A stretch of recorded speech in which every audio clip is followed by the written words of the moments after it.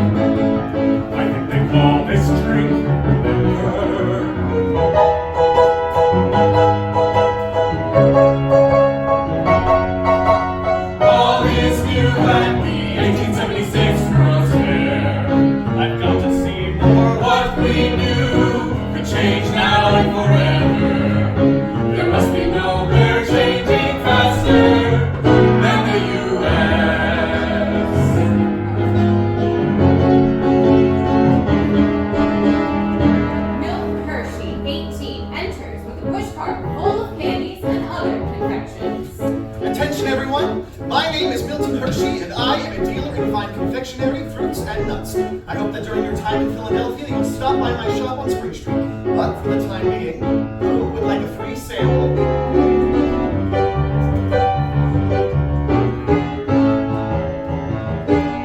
Try the toffee, try a lollipop, try a lemon drop, try a fresh marshmallow. Don't you see I've got what you want? Try the chewing gum, try some candied fruit, and some nuts to boot, or my fine rock candy. Try any kind, any candy. Try the caramel, it's candy. It's my favorite recipe.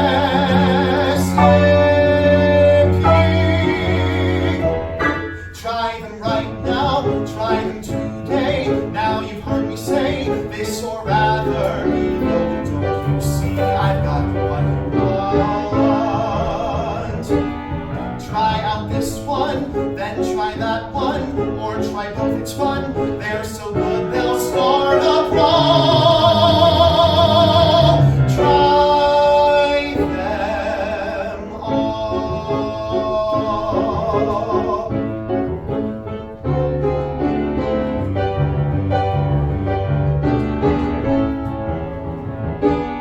I want taffy, and a lollipop, and a lemon drop, and a fresh marshmallow. Don't you see he's got what we want? I want chewing gum, and some candied fruit, and some nuts to boot, or else we will start a brawl. Try them all.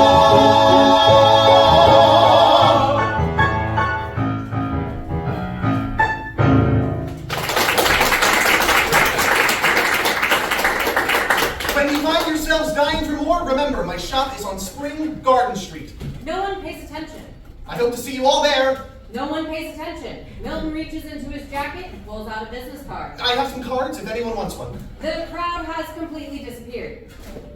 Milton is alone on the stage, dejected. He starts to lead his pushcart off. The first female fairgoer from early re-enters and approaches him. Excuse me. Yes, how can I help you, miss? You said your shop was on Spring Garden Street. It is. And you sell all sorts of candies. Practically any candy you could think of. That's marvelous.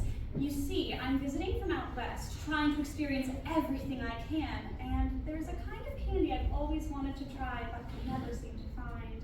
You're talking to the right man, then. What would this dream candy be? Chocolate. Do you sell it? Please tell me you do. Unfortunately, no. Oh, that's too bad. The fairgoer leaves. Milton pushes his cart as we move to Scene 2. Milton's shop, not long after. This is the candy shop to which Milton has been referring. Inside the shop are Fanny Hershey and Mattie Snavely. Milton's mother and aunt, respectively.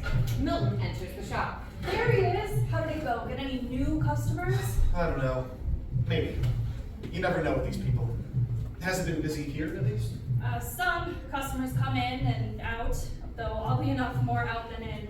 You certainly chose a good location, being so close to the attractions. Didn't your son choose a good location? Of course he did. He's half Snavely, and Snavely men know their business. As for that other side... This thought is interrupted when two customers, a man and woman, enter. Upon seeing them, Milton grabs a nearby apron and puts it on. Finally. I think something is burning. Could you check on it? Fanny and Mattie start to leave. He's right. It smells like butterscotch. Close. It's Milton's underwear. Fanny and Mattie exit. Milton approaches the customer. Welcome to Spring Garden Confectionery Shop. What can I get for you? It's him. Excuse me? We saw your little pitch, and we thought we'd come over and see your shop. Thank you. It's nice to hear that I'm making an impression. Do you have taffy? I wanted to try some earlier, but you were out by the time I made it through the crowd. Yes. How much would you like? I sell by the piece or by the pound? Oh, I think I would like... We certainly don't need a whole pound. Could you do a quarter pound? Quarter pound? Yes. I'll get that for you. Milton needs to get the taffy. It's a nice shop, don't you think? Mm-hmm.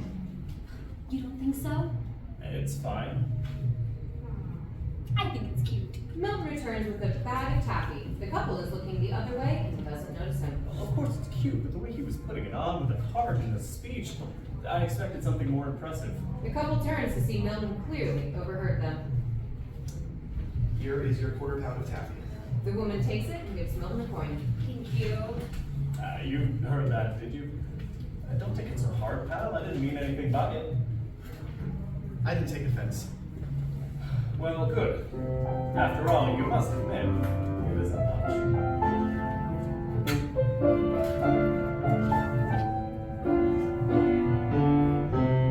It isn't much, I know that. A case or two and a countertop.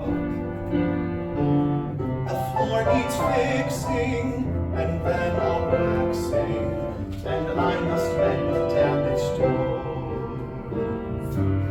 It seems that these days we all have dreams. There's not a person pleased to sit still. I'm one of many who has such dreams, but all be taxed and match my sheer will. My dreams start here with the floor, here with the door and the countertop. Until I'm great, I'll have this, my simple little tiny candy shop. The customers leave. Milton closes up the store and leaves himself.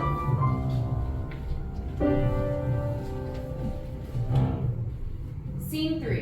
The same. 1880. Milton, Fanny, and Mattie enter. Did you hear about Independent Sweets and Nuts? They had to close.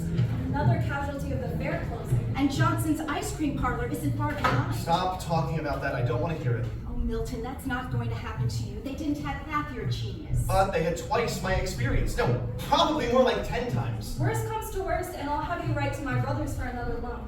They won't turn you down if they say their older sister demands it. They didn't respond to my last letter asking for a loan. It probably got lost in the mail. We'll write them again later, but we won't even need it. The shop is doing fine. Oh God, you are not doing fine at all. William Harry Lepkitcher enters. He's holding an accounting book, which is open. Mr. Lepkitcher, we do not use the Lord's name in vain in this shop. Fanny passes by him and leaves. I'm sorry, Mrs. Hershey. Harry, you're scaring me. What do you mean I'm not doing fine at all? Well, first, your liabilities far exceed your revenue, which is in itself continually decreasing each month. Even if you closed the shop and sold all of your equipment right now, you'd still end up with negative equity. Also, Thank you, Harry. I'm not scared anymore because I have no idea what you're talking about. I'll try to explain it more simply.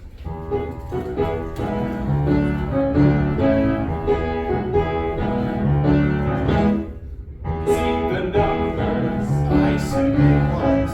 Ain't that good? No, that's your fault. There's a small one. What is that one? I'm not gonna lie to you, Milton. Things are looking rather low. But with some of my clever counting, a profit may one day show. See the numbers. What are these ones? Those are payments which are late. How about this one? You mean this one? No, the top right corner. That's the date. Don't think we are out of money, Milton. We've just got to make some move. First we need to go pay one bill off, then we get to pay these bills. See the numbers. I can't take it. What is that one? Overdue. When do you think we must pay it? If I had to guess, I'd say by two. Leave it to me.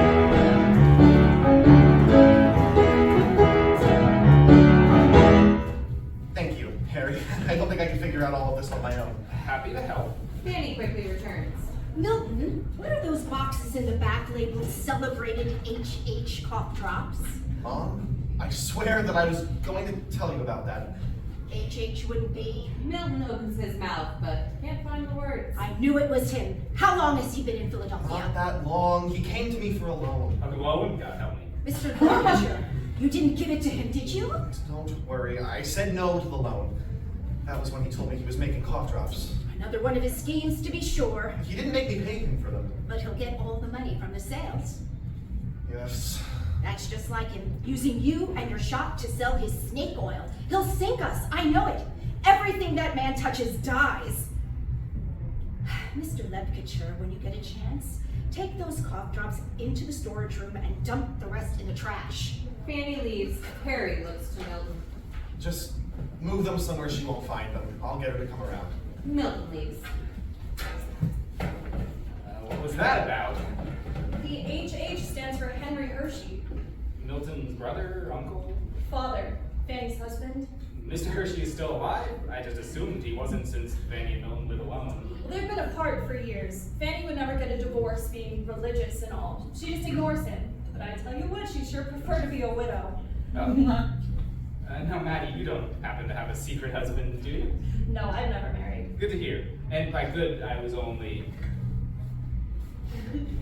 You don't have to keep wrapping candies with me, Mr. Lepkacher. I'm sure there's something more important for you to do. I have the time. Don't call me Mr. Lepkacher, call me Harry. Harry, Or Levy, that's what my mother calls me. do you want me to act like your mother? No, that's not what I meant.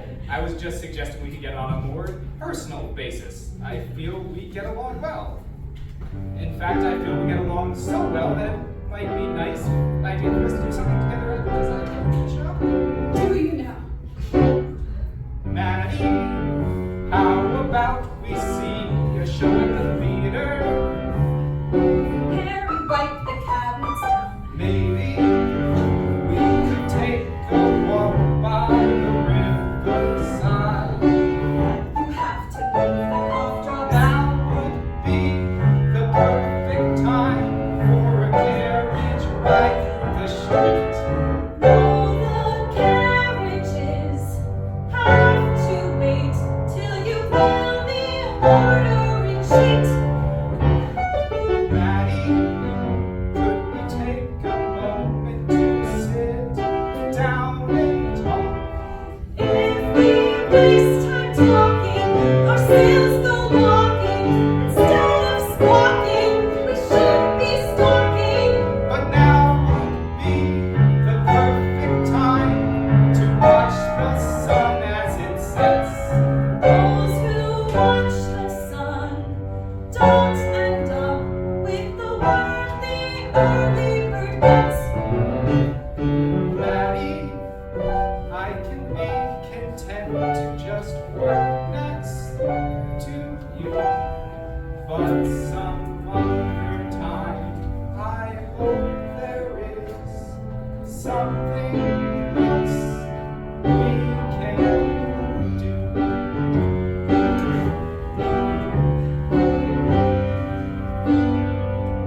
Mattie, what I've been meaning to tell Mr. you is... Lepkacher, think about what you're doing. to embarrass yourself. I don't want to, but it seems I'm doing a very good job at it. Milton returns. Harry and Mattie turn away from each other. I'll be in the back if you need me. Mattie leaves. What were you and Aunt Mattie talking about? It was nothing. Back to our discussion from earlier. It seems the biggest drain on your resources is the baked goods. Most people come in here for the candy, but you fill your display cases with cakes. That's not counting the cost of ingredients and labor that's rarely recouped. If you think it will make a difference, let's get rid of them. The lights go out. A spotlight shines on Milton and Harry. Time has passed. I think that it wasn't enough to remove the cakes. We should get rid of all the baked goods. The spotlight goes out. When it comes back up, more time has passed. The shop is still losing money. Your best bet is to simplify even more, down to just the surefire moneymakers. Focus all of your energy on your caramels and licorice and taffy. And if that doesn't work? Harry shrugs and shakes his head. The spotlight goes out. Scene 4. The same, 1881. The full lights come back up to reveal the shop is closed. Any displays are gone. There are boxes. Milton and Harry are still on the stage. Fanny and Mattie have entered and are packing. I'm sorry, Milton, but there was nothing else to be done. You can only cut costs so much, and we cut costs. If you don't have any money coming in... I know. And I don't blame you. If you hadn't come along, we would have closed long before now. If you're ever in need of someone like me. Of course. Harry goes to leave. Thank you for all you did, Mr. Lecture. I appreciate it, Mrs. Hershey. I wish I could have done more. Are you sure you don't need me to help move things? No, Harry. Our brothers are coming, but it was nice of you to ask. Of course. It was a pleasure working with you, Harry. Harry forlornly waves to everyone and leaves. What's this? My father's cough drops. Well, why are we taking them? Do you want to make us all sick? They don't do a thing. If anything, I was coughing more after taking one. Fine, then throw them out. No, I think I'll leave them in the cellar as a nice parting gift for our landlord. Mattie leaves. Milton sits down on a box. Fanny walks over to him. I know it's hard. I tried everything, and I failed.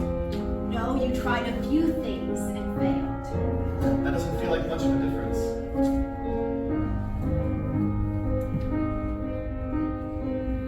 We sometimes win and sometimes fail.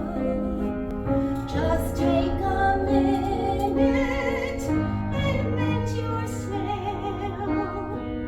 This didn't work. You know that now. But it is long till your final bow. Don't give up hope. All of it's not gone. I know that you can cope. For time goes on.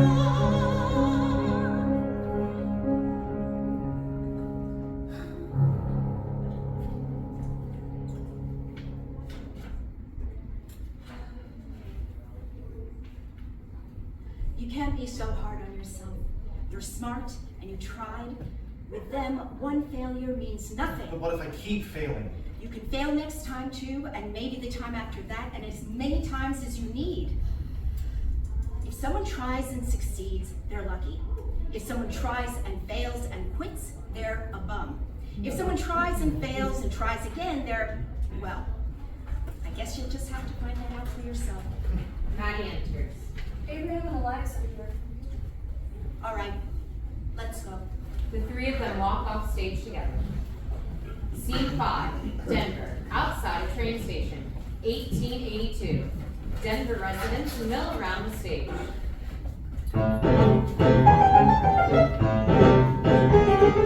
Black gold, tried a little while ago, so everyone who missed it came out here to find some golden gold and grand that gold. Tried our last while it seemed our dreams had gone to hell, but then they found it inside the rocks around it. Henry Hershey enters. He is well dressed, but in worn clothing. Henry is the father of Milton Hershey. Lisa Lewis, how did that trouble scare work out? Work out? It didn't work at all. I lost half my cattle because of you. hate to get to hear that, Mrs. Lewis, but I must attest that what I sold you was a 100% guaranteed cure for troubles. If you want my expert opinion, I deduce that your cattle never had troubles at all, but really I've heard of that. Is it treatable? No. Not unless you use this. Henry produces a glass bottle from his jacket and hands it to the woman. What you need to do is rub this on the nose and nose of your cattle. For how long? 2 weeks. I don't think there's enough in here for 2 weeks. You're right. That's my mistake. Give me a moment. Goodness, it seems that was my last bottle. I've been selling so much of it. It's really hard to come by. But I promise you this, Mr. Lewis. Hell or high water. I will find you another bottle before the week is out. Think of it as my apology for the tragic loss of your cattle and my commitment to you as a customer. You really do that? Anything for you, but considering the scarcity, it may be slightly more expensive. The woman hands Henry a coin and returns to the crowd.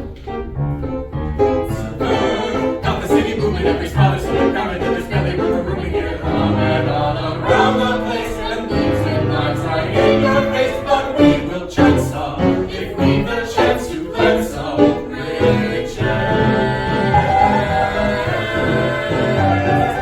What does it take to find space in the world?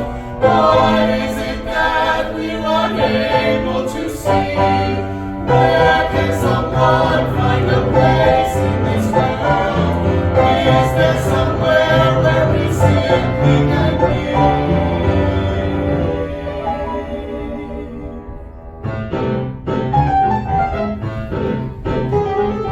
These days, what it takes to make it is a dream and some ambition, and a few people to break it doesn't make a difference. If more rich John Rockefeller had joined riches, now he's well off, for he knew how to sell off that gold.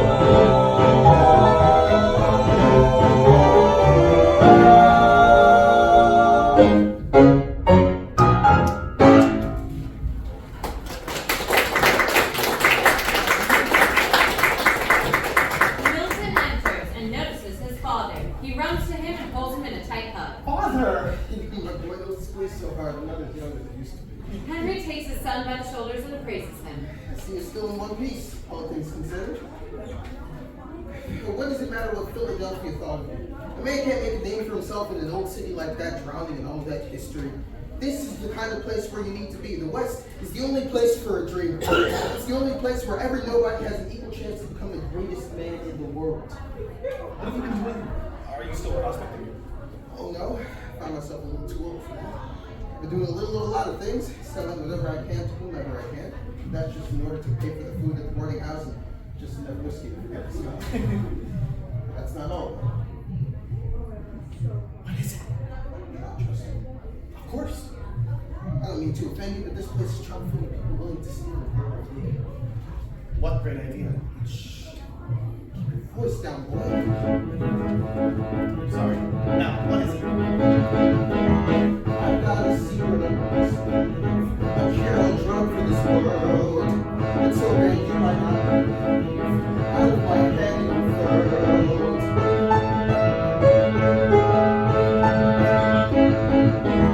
The last invention will make a billion like that. And once the patent is complete, you'll wear at least something like that.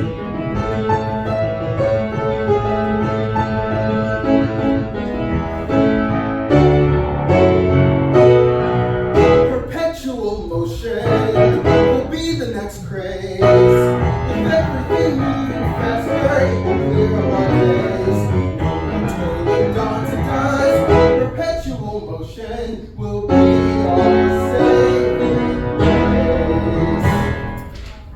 You see, Milton, the biggest problem facing the world today is that most of the time it doesn't matter how big a man's brain is and how much good that brain can do if given time to sit and think. He still has to put in a hard day's labor if he wants a place to sleep and eat. Perpetual motion will solve all of that. Farmers and factories will no longer have to be filled with workers. All hard labor can be done by machines, and the average person will be able to enjoy the excess our world will create. You really invented something that can do that?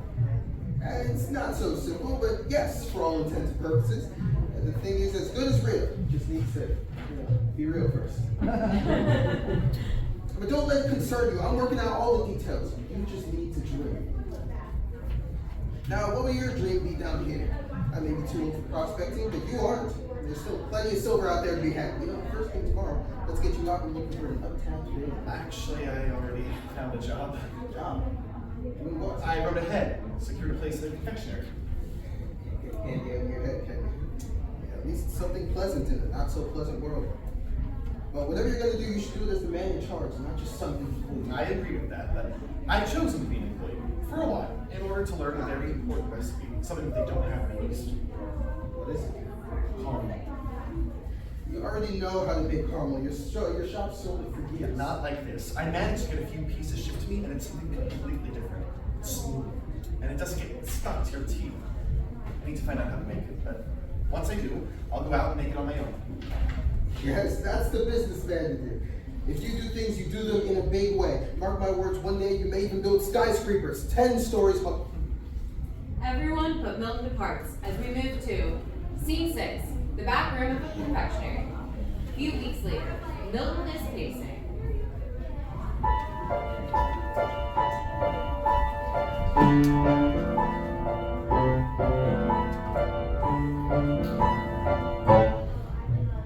Melt the sugar in the pot until it's liquid. No more stirring every few minutes, but don't stir it too much.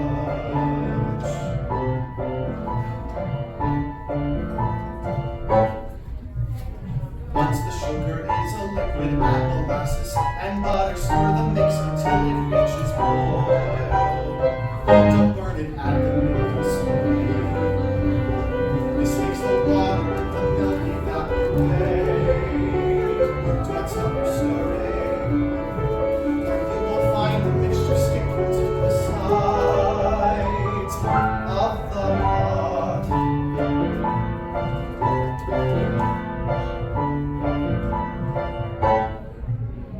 Turn the heat off, add vanilla. Pour the mix into a pan and let it cool. When the pan is cool, cut the trees in little pieces and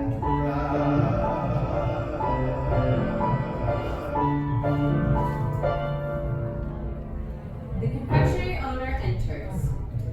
Milton, have you started on that licorice yet? No, I was just about to. You were pacing back and forth saying that caramel recipe over and over again, weren't you? Milton doesn't answer, focusing on what he's doing.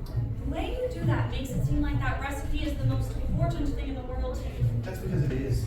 I can't ever allow myself to forget it. I even begun working on a few improvements. You're a strange man. You should spend time finding a woman. I can't concern myself with that right now. A man who doesn't care about women? Crazy. Spend the rest of your life thinking about candy then, and you can start with that liquor. Of course. The confectionery owner leaves.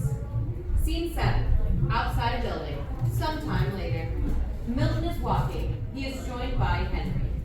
I'm telling you, this opportunity must have come from God himself. It's a bucket of money for doing next to nothing. We'll be able to buy out the whole saloon, pay our weeks of back rent, and the rest can go to my perpetual motion machine. I have a job already.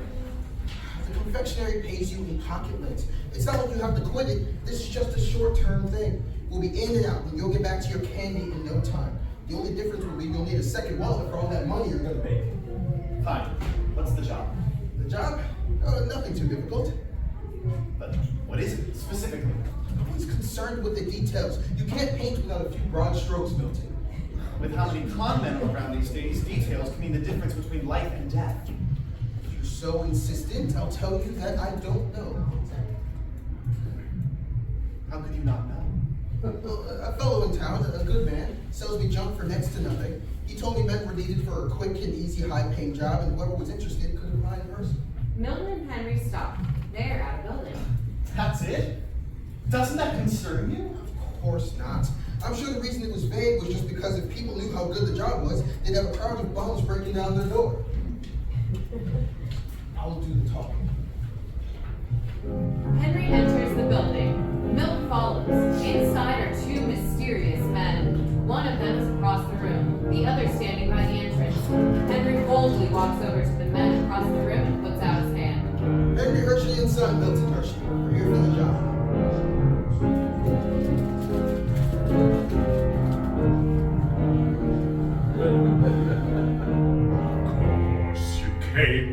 job, close the door.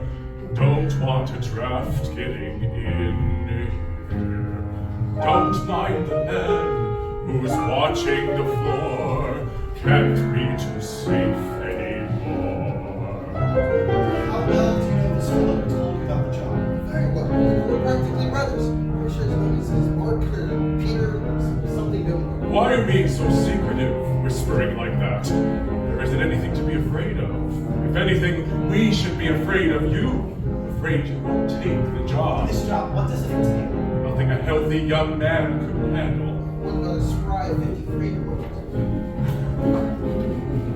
You'll manage. There's no business in the wages. It's generous. Very generous. Father, we should go.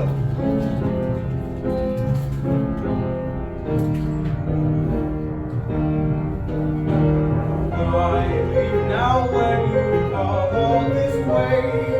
You should at least stay a minute. You better the man, see what is to say. Trust me, it's well worth the pain.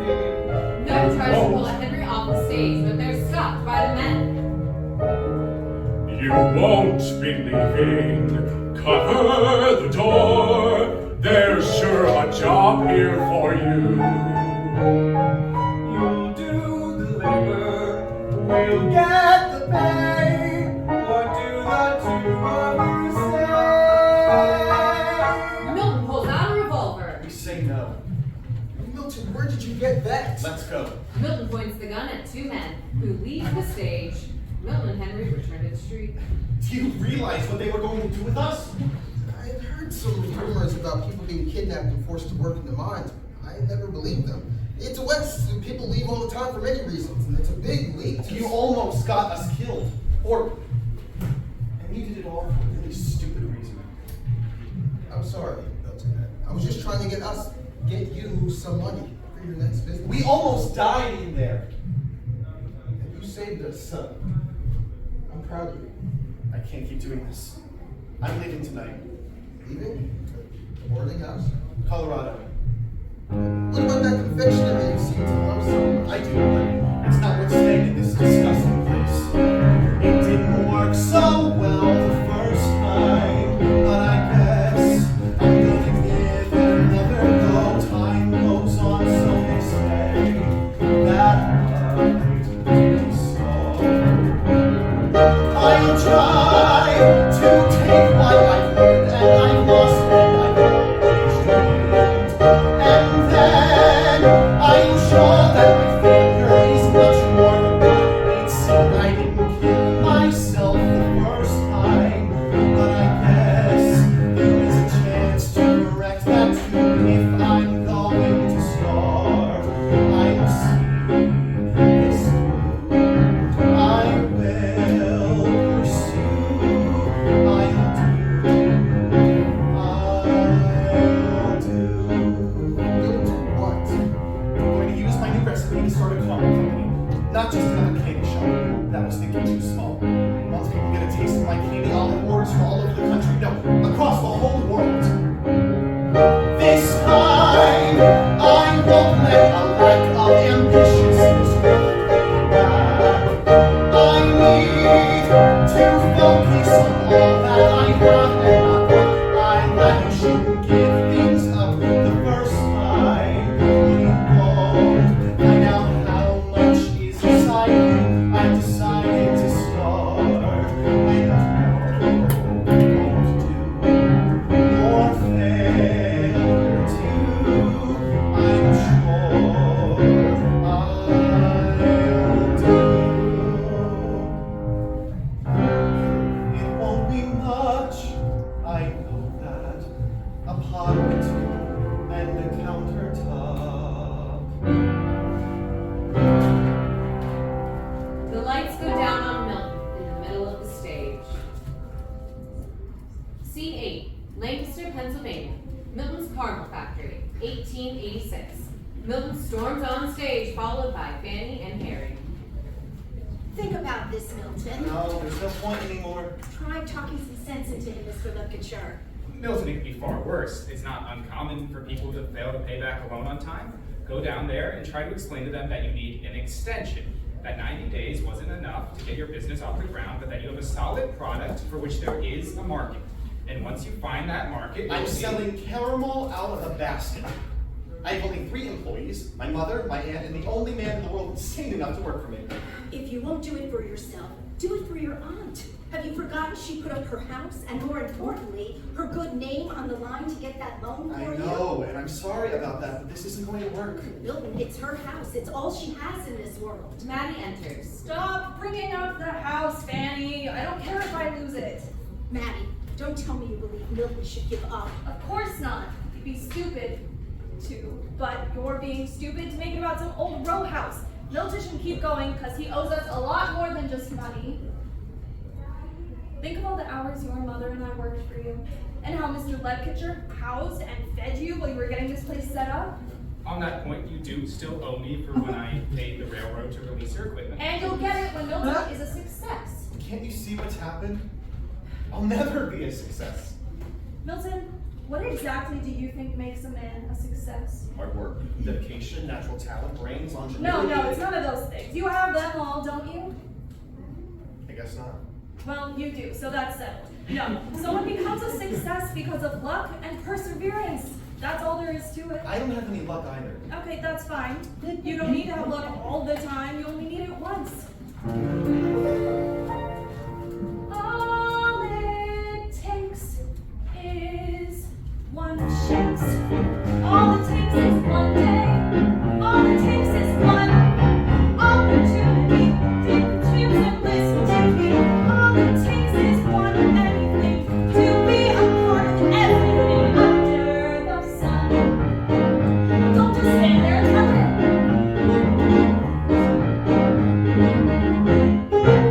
All it takes is one try.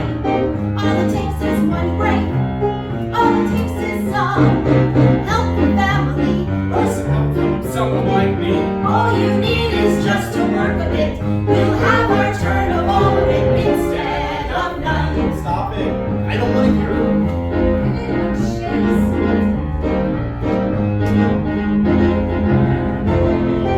All you think we ought to call it quits. I do not see any eager crowd outside my door. You forget that all it takes is your heart. All it takes is today. All it takes is right. Actuality to negate your pessimistic. All you need is luck to enter now. To show you where and when now fortune is won. You can't give up now, Milton. Not after all this time. The world isn't much worth living in if you don't hold on to your dreams. Fine. All it takes is one dance. One dance. All it takes is one song. One song. All it takes is One carnal company and a lack of humble sanity. When we're working, all is possible. We won't find any obstacle till we are done.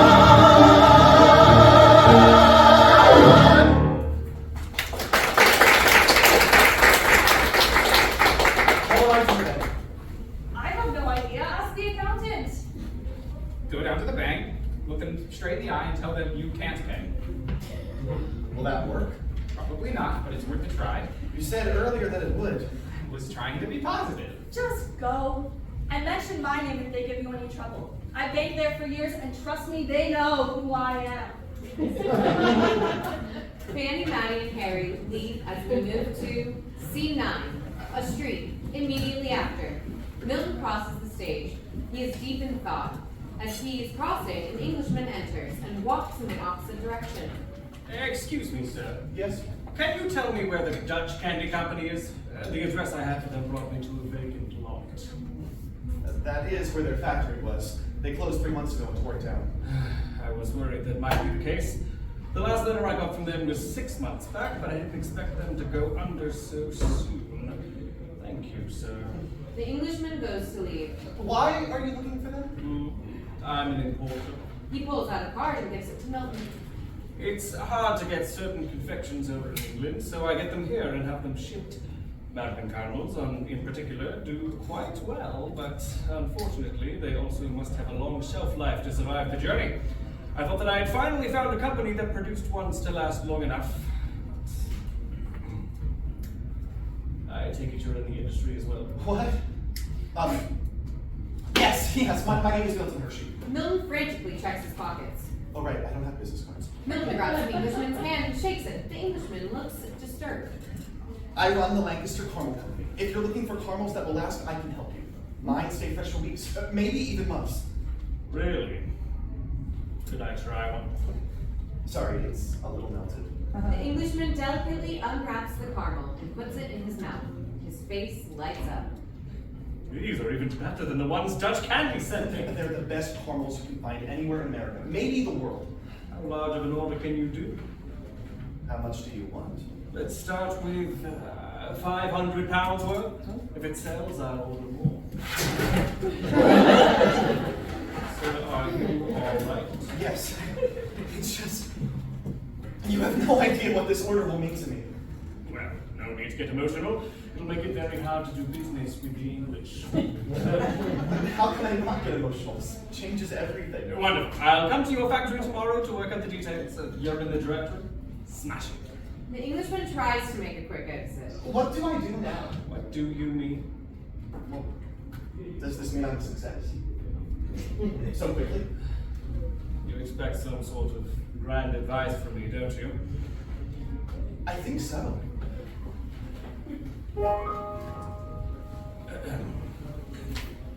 Just like that, it happens.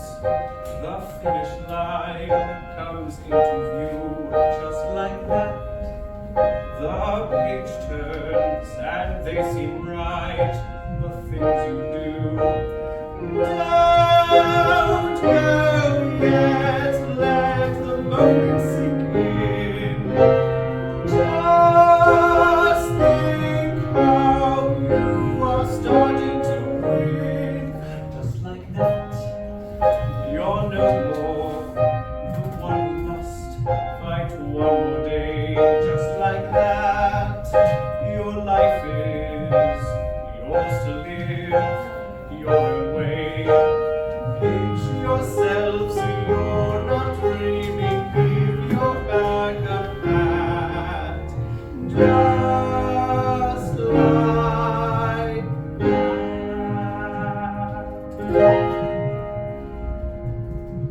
Milton the Englishman leaves.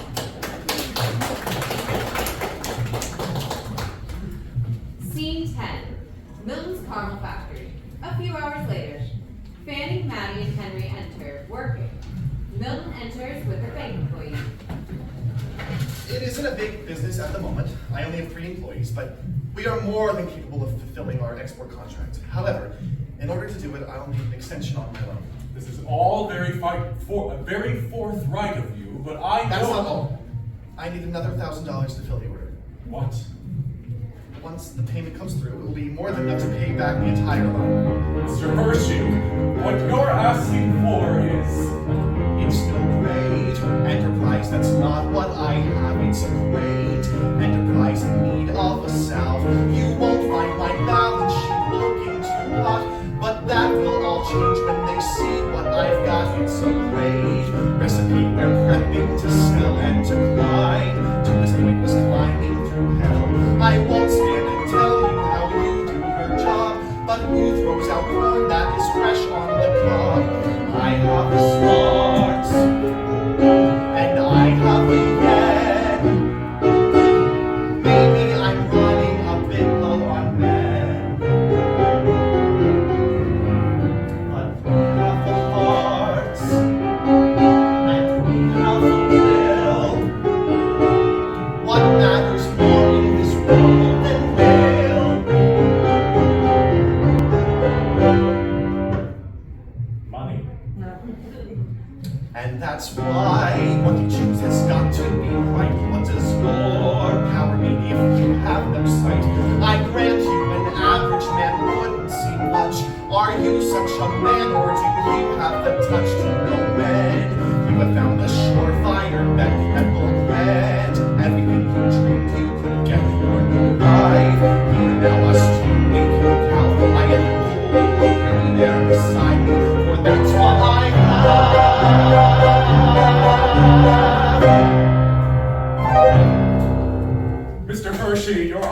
optimistic, but I still need to consult my manager. No, you can't, because a manager is the kind of person who acts on paper. Whatever they do has to have a definite financial benefit before it can happen. But I don't live on paper, and neither does most of the world. This factory isn't just some numbers. This factory is my mother, who wraps every piece of candy we sell by hand. And it's my Aunt Mattie, who can pull a man back from the edge with only a few words. And it's Harry Levy, who can teach even a grade school dropout like me how to read a ledger. And more than that, he's willing to let that dropout live with him when he has nowhere else to go. The four of us are the Lancaster Candy Company. And if you go back to your bank manager, he'll say no, because on paper, we're nothing. But people, like candy, are never just what they are on paper. It's not enough to have good ingredients. Everything depends on how you put things together. Look. Milton pulls out a caramel from his pocket and hands it to the baking employee. That caramel contains 90% of what every other caramel out there has. But it's not a damn thing like them. Taste it. The bank employee unwraps and eats the caramel with no visible change to his expression. Mr. Hershey, you'll get your $1,000. But if you fail to make good on your loan, it's the last cent you'll ever get from our bank, and likely any other. It'll also be the end of my career, so don't let me down. The bank employee shakes hands with Milton and then leaves. I can't believe it! I can't believe it! All it took was one chance. All it took was one day. All it took was one opportunity. Catch your breath and tell it to me. All it took was just a shot of it. To get what we just got of it. Everything in life was looking good. I did what I never thought I could. Look how far we've Mr. Hershey, your caramel has sold out. Send more immediately. come.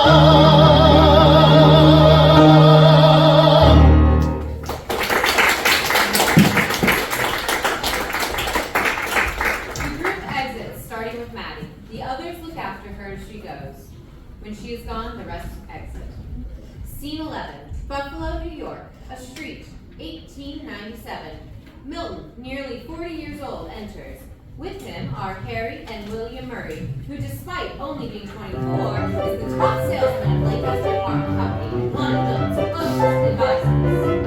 $1 million in profit this year from this man right here. A reason to cheer. The next tycoon just waiting to be the man with the name Hershey. Mr. Murray, you're too kind and too humble if you believe it would have been possible without you leading the salesman. I'm a young man trying to one day become half the success that you've made yourself. Nothing more. If that's what you want, you'll have to hurry up. I had already failed a dozen times by your age, and you've yet to fail once. I'm sorry, MS. I've been too busy helping you make $1 million to fail. Ah, sure. It's a lot of money. Don't get hung up on it. $1 million, that won't be enough. And caramel is rough. It isn't the stuff to make me a confectionery cake. No, caramel is not that thing. Milton, what are you talking about? You've made your fortune in caramel, and for a decade, every year has been better than the last. Caramel is a fad. It's not a stable business. I need to move on to the next frontier. Are you planning on moving us all to Indian territory or something? The metaphorical frontier, Mr. Murray. But that reminds me, I need to set up a meeting with a civil engineer. What? To go over plans for the factory I'm building, and a whole town to go with it. Filled with everything my workers will need, from houses to schools to theaters. Mr. Lefkitcher, this is why he's successful. He'll do whatever idea is crazy to you and me, but when he does it, it ends up working. Now is not the time, Mr. Murray. What is this new company even going to make? Chocolate. What else? You're back with chocolate. What is it that you have got in that whisking it all would be crazy? I must agree it'd be foolish, you see, and your dream could end up dead.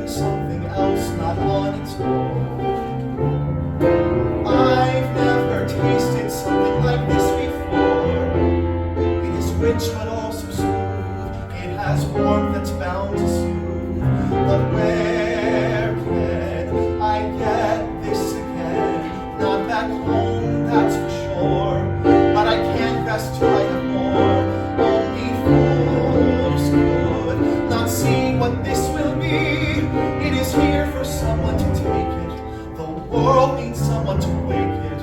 I guess the someone to make it is me. This is where I'm going. I'm selling the Lancaster Caramel Company, and you can come, or you can stay behind.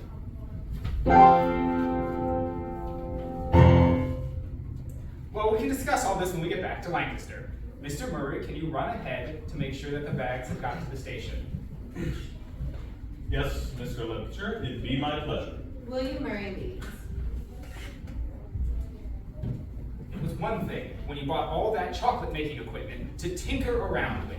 But this is a whole other thing entirely. You're going to sell your company to enter a business you barely understand? I've learned plenty about chocolate. For one, I know how not to make it. Yes, Fanny has told me about your experiments. If a man doesn't buckle down and figure something out for himself, what's the point?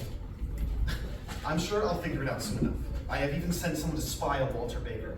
But from what I'm hearing, he has his head on backward and can't make anything close to what the Swiss do. No one does. Not in America. I could be the first. Don't throw everything away, Milton.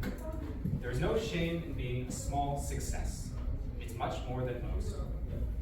I'm going to check on the kid. Harry leaves. Milton takes a piece of caramel out and unwraps it. Catherine Kitty Sweeney runs on stage. She looks around and upon spotting Milton, yells out to him. So, that's where you went. Excuse Hey, mister, think you can walk around and confirm what more do you really my back is turned? Hey, mister, got you put around, you got down just after you stole my laser. It's hard enough to make a living in the kind of world that I am. It's choices, burning folks like you, no choice so hard, going to scream. Hey, mister, why do you look shocked when you talk of your milk ball when you go to me?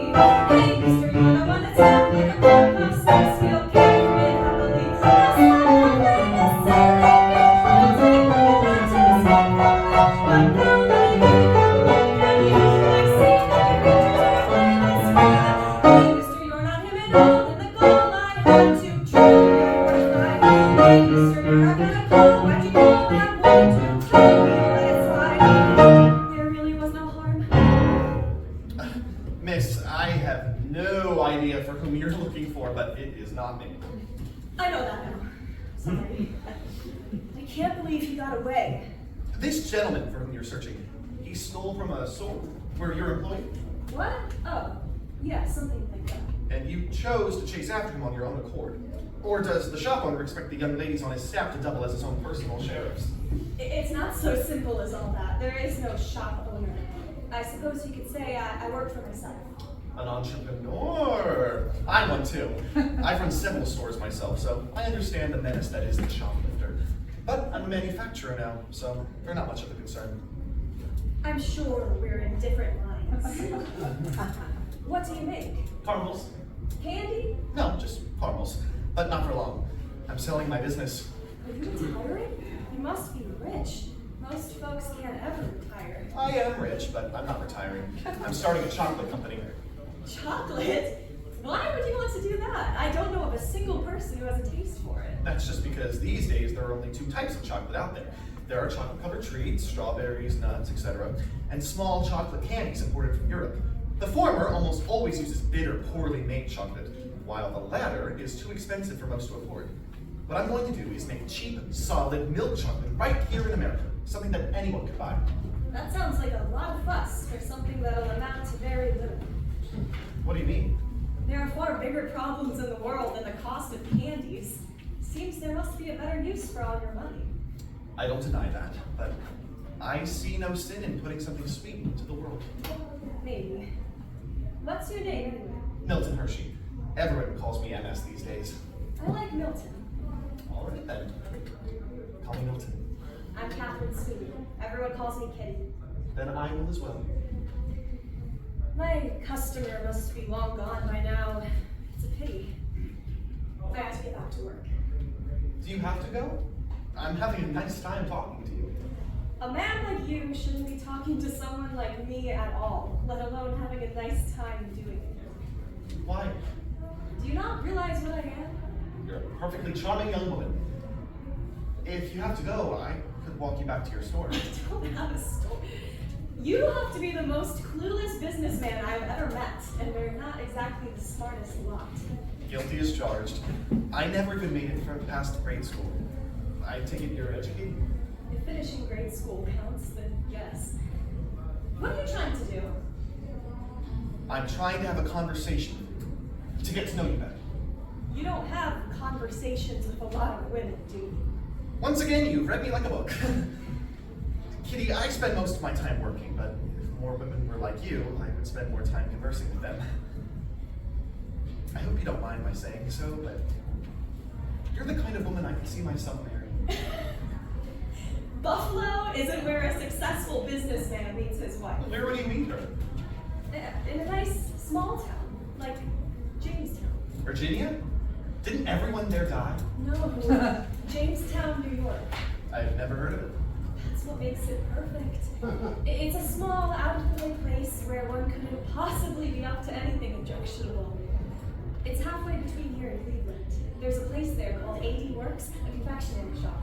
Young people go in there in hopes of finding someone special. That's the kind of place you could meet a wife. You seem to know a lot about this town. Have you spent much time there? It's a place from my past. A distant past that feels like it never was. Or never be again. Jamestown, just a rest on a long way home. For a single man without a wife who's far too old to roam.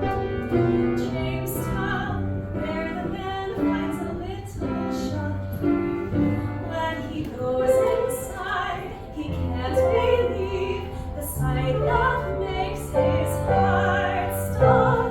She's standing at the counter. He's noticing his face go hot. He cannot leave the spot. He should forget this girl right now.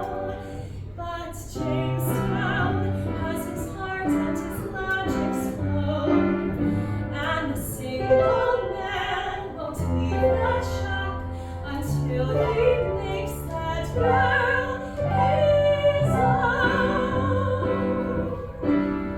But you've never been to Jamestown, and that isn't very happy, so it doesn't matter. Maybe not. But we can say that's what happened. It's a nice story. What do you mean? He's staring at the woman. He's hoping that his heart won't burst. For him, this is a first, and he's so glad that it is her. Jamestown has his heart and his logic's flow, and the single man won't leave that shop until he makes that girl his own.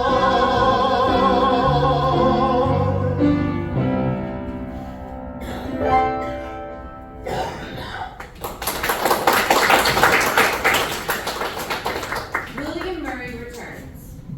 MS, our bags are indeed at the station. Who is this?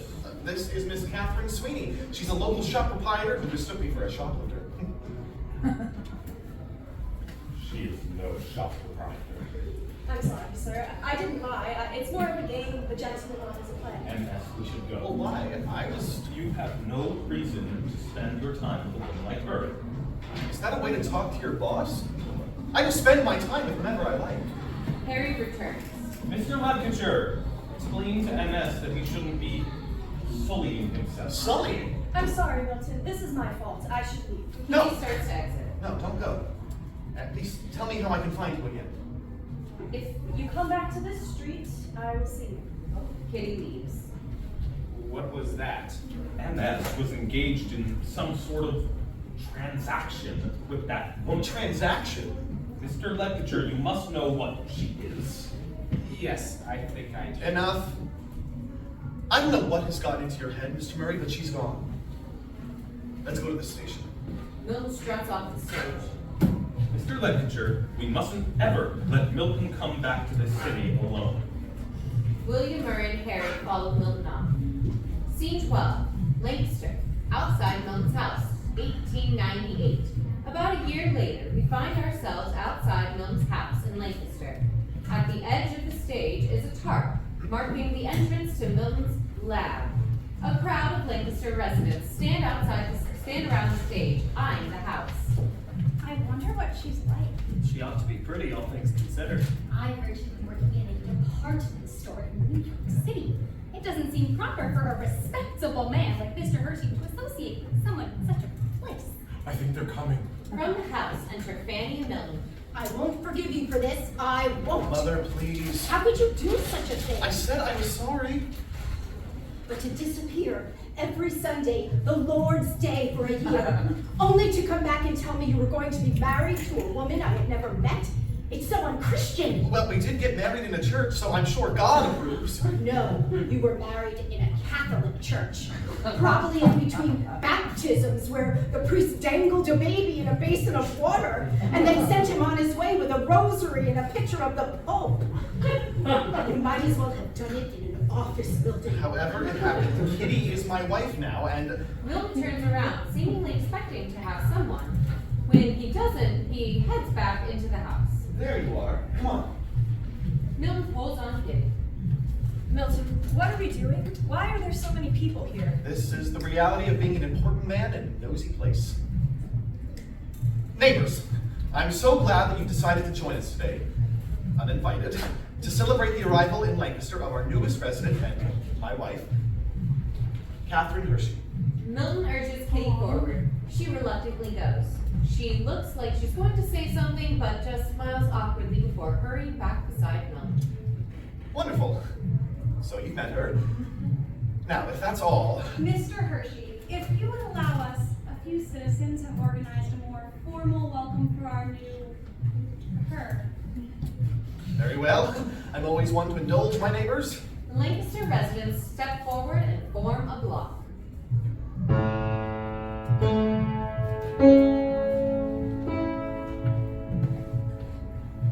This is Hershey, on behalf of the Lancaster YMCA and the Lancaster YWCA, we welcome you all to the city of the Red.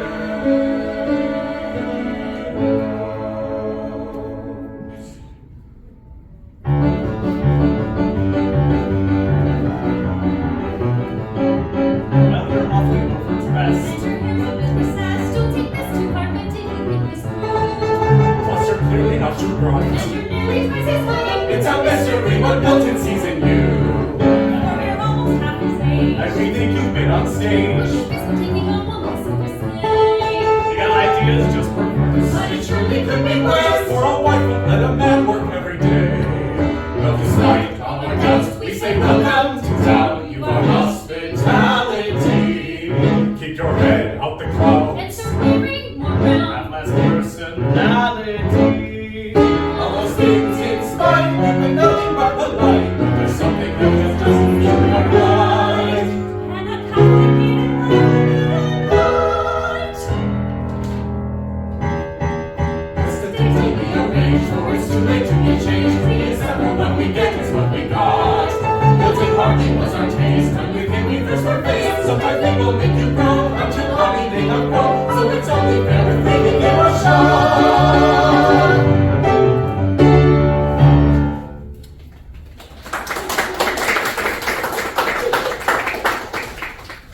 Thank you, everyone. That was very Pennsylvanian of you. But if you'll excuse us, I've spent far too long on private affairs and must return to my work. The crowd leaves as Carrie enters and goes to Milton. MS. Snyder got the fiend of 500,000 cash and 500,000 stock. I think you should tell him to sell. No, have Snyder counter with $1 million in cash. Why are you being so stubborn about this? If you anchor him, he will just back out. You should take the deal. Harry, in a few years' time, stocks in that caramel company won't be worth the paper they're printed on. I've told you this already. Don't tell it to the fiend. This is what we'll do. Have Snyder counter with $900,000 in cash. No, listen. $900,000 in cash and $100,000 in stock. He's going to say no. I know he will, but it's one step closer to getting him to accept $1 million in cash. Chocolate has made you mad. Lack of chocolate has made me mad. The recipe is still eluding me. I need to get back to the lab. Oh, Milton, don't go to work today. I just got here and I don't know anyone. Of course you do. You know my mother and Mr. Ludkitcher. Afternoon, Mrs. Hershey. Please, Milton. I'm sorry, but I need to figure this out, and I can't stop until I do. If you really need me, it's just across the field. Milton exits into the lab. A piece of advice, Mrs. Hershey. Milton is a great man and a great friend and husband, but being the foreigner will always be more important to him. I wish we were in there with him, just like the old days, don't you, Mr. Ludkitcher? It was just the four of us. My sister may be gone, but we're still here. He should let us help out instead of keeping everything a secret. Well, it's not a secret. He's inventing milk chocolate, reinventing it, rather, and once he's done, he'll have something invaluable. The knowledge to make a product no one wants. He doesn't talk to you either. No, but I'm surprised you haven't heard much. Not a word. Every day he goes inside there, what he does there, no one knows. Never would he let us in there to take a peek. So interest grows, Milton working all the time, but he won't divulge the reason right behind what leads him to obsess. So we say right now is anybody's guess. The underscoring continues as Kitty, Fanny, and Mary leave the stage and we move to scene 13, Milton's lab that night. Milton and a group of workers stand around kettles that are cooking milk chocolate. The problem with the milk is it's made of water while the cocoa's made of oil. You can remove the water when you bring the milk to boil, but then the flaws in the milk come out. Yes, every kind of milk is a bit distinct and varied widely in their flavors. A wealth of reasoning says not do chocolate makers favors. It leaves the fate of each batch in doubt. No one knows how the Swiss make their milk chocolate. If we will get there, don't give up, men. That means we can still do this. We'll be the first to make milk chocolate in the U.S.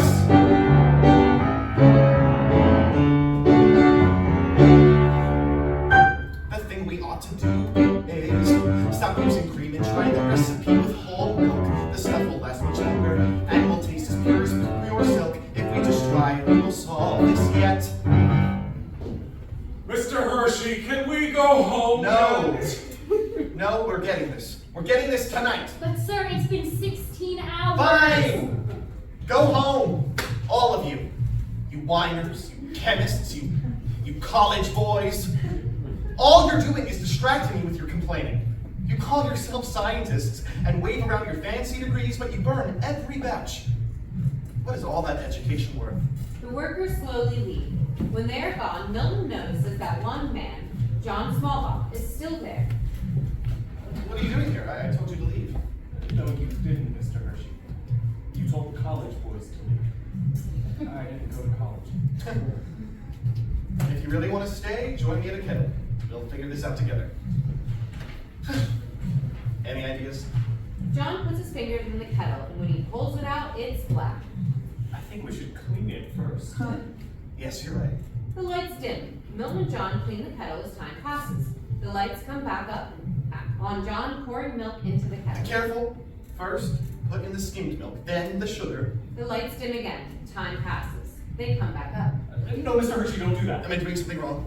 How can that be when we don't know what we're doing yet? Well, we don't, but I think we can raise the temperature much slower, giving the chocolate more time to cook. Show me. The lights dim a final time. When they come back up, Milton is reaching a hand into the kettle. He pulls it out and licks it. Look at that beautiful batch of chocolate. How come you didn't burn it? You can go to college. This is it. This is what I've been searching for. Milton and John leave. Scene 14, a room in Milton's house, some time later. Kitty is seated while Milton stands beside her. A doctor is examining Kitty. You say you have trouble controlling your limbs? And numbness. Don't forget to mention the numbness, Kitty. I was going to. Thank you, Milton.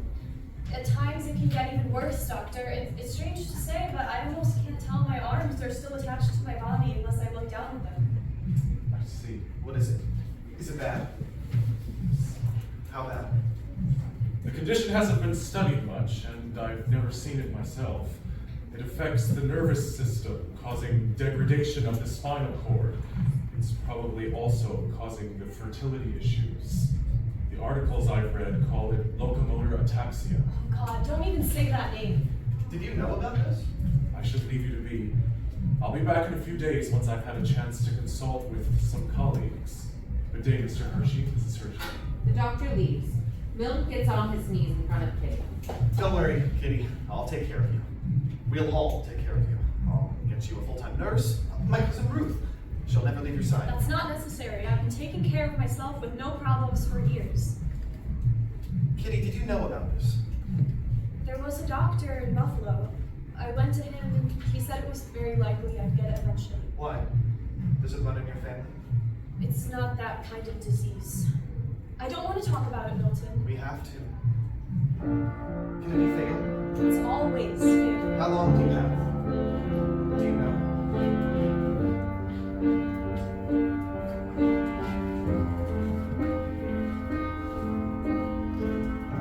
We sometimes live and sometimes die. It doesn't mean that you need to cry. I've known this all for far too long. I should have told you we will be strong.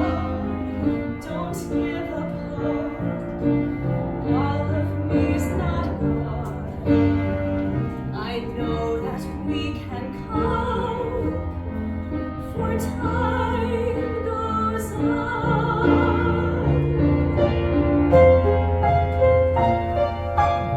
We are here and now.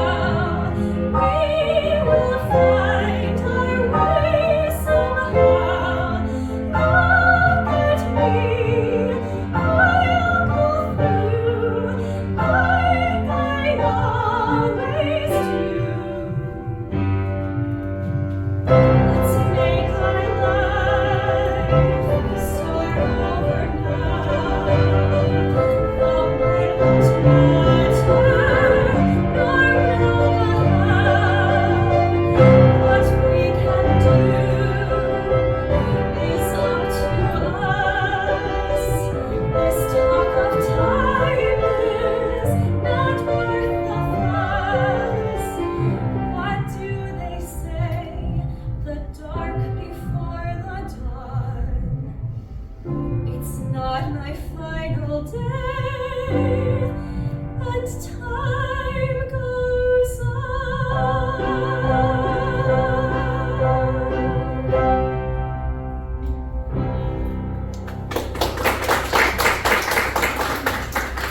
Kitty takes Milton into her arms as he collapses into tears. Scene 15, outside Milton's house, 1900.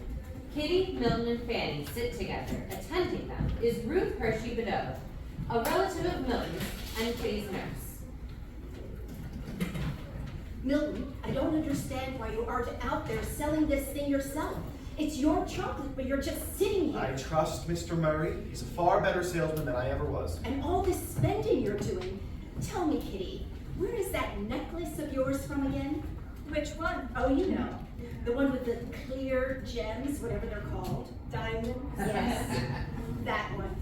Well, I have quite a few. Are you sure? Ruth, you know what I'm talking about, don't you? Go and fetch it. Yes, ma'am. Ruth, you don't have to. Yes, ma'am. It'll just take a second.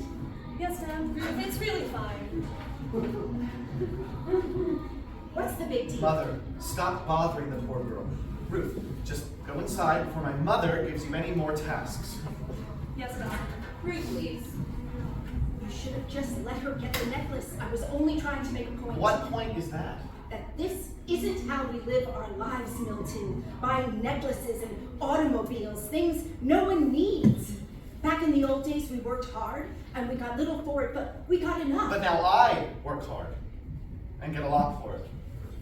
I don't see what's wrong with that. What's wrong is you're spending money like it rains down from the heavens instead of being the result of selling a high-quality product that you know people want. Caramel, not this chocolate. Barely anyone even knows what chocolate is, let alone has a taste for it. You can't expect things to be as good as they've been. No, I know. William Murray enters. Mr. Murray, why are you here? It's unbelievable. Hello, Mr. Murray. Is something the matter? I've really never seen anything like it. It's as I feared. This whole thing has been a disaster, hasn't it? No, that's not it. They sold every single bar.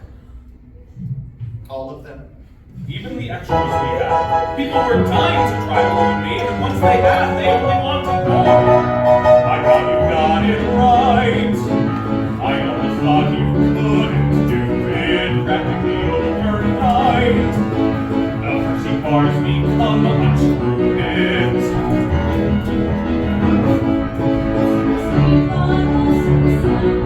I cannot get enough.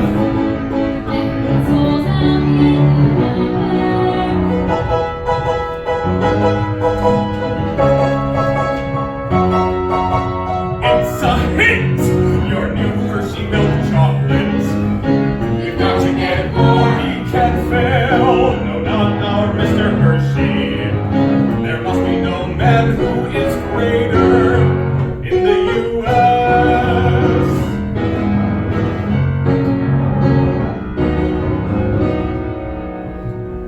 Did I just hear it right? Milton has done it all again. There was no doubt in sight. Look how it come through. You are a man like this. Who has a wife like this, and a mom like this, and a friend like this, and a place like this. Who could it be?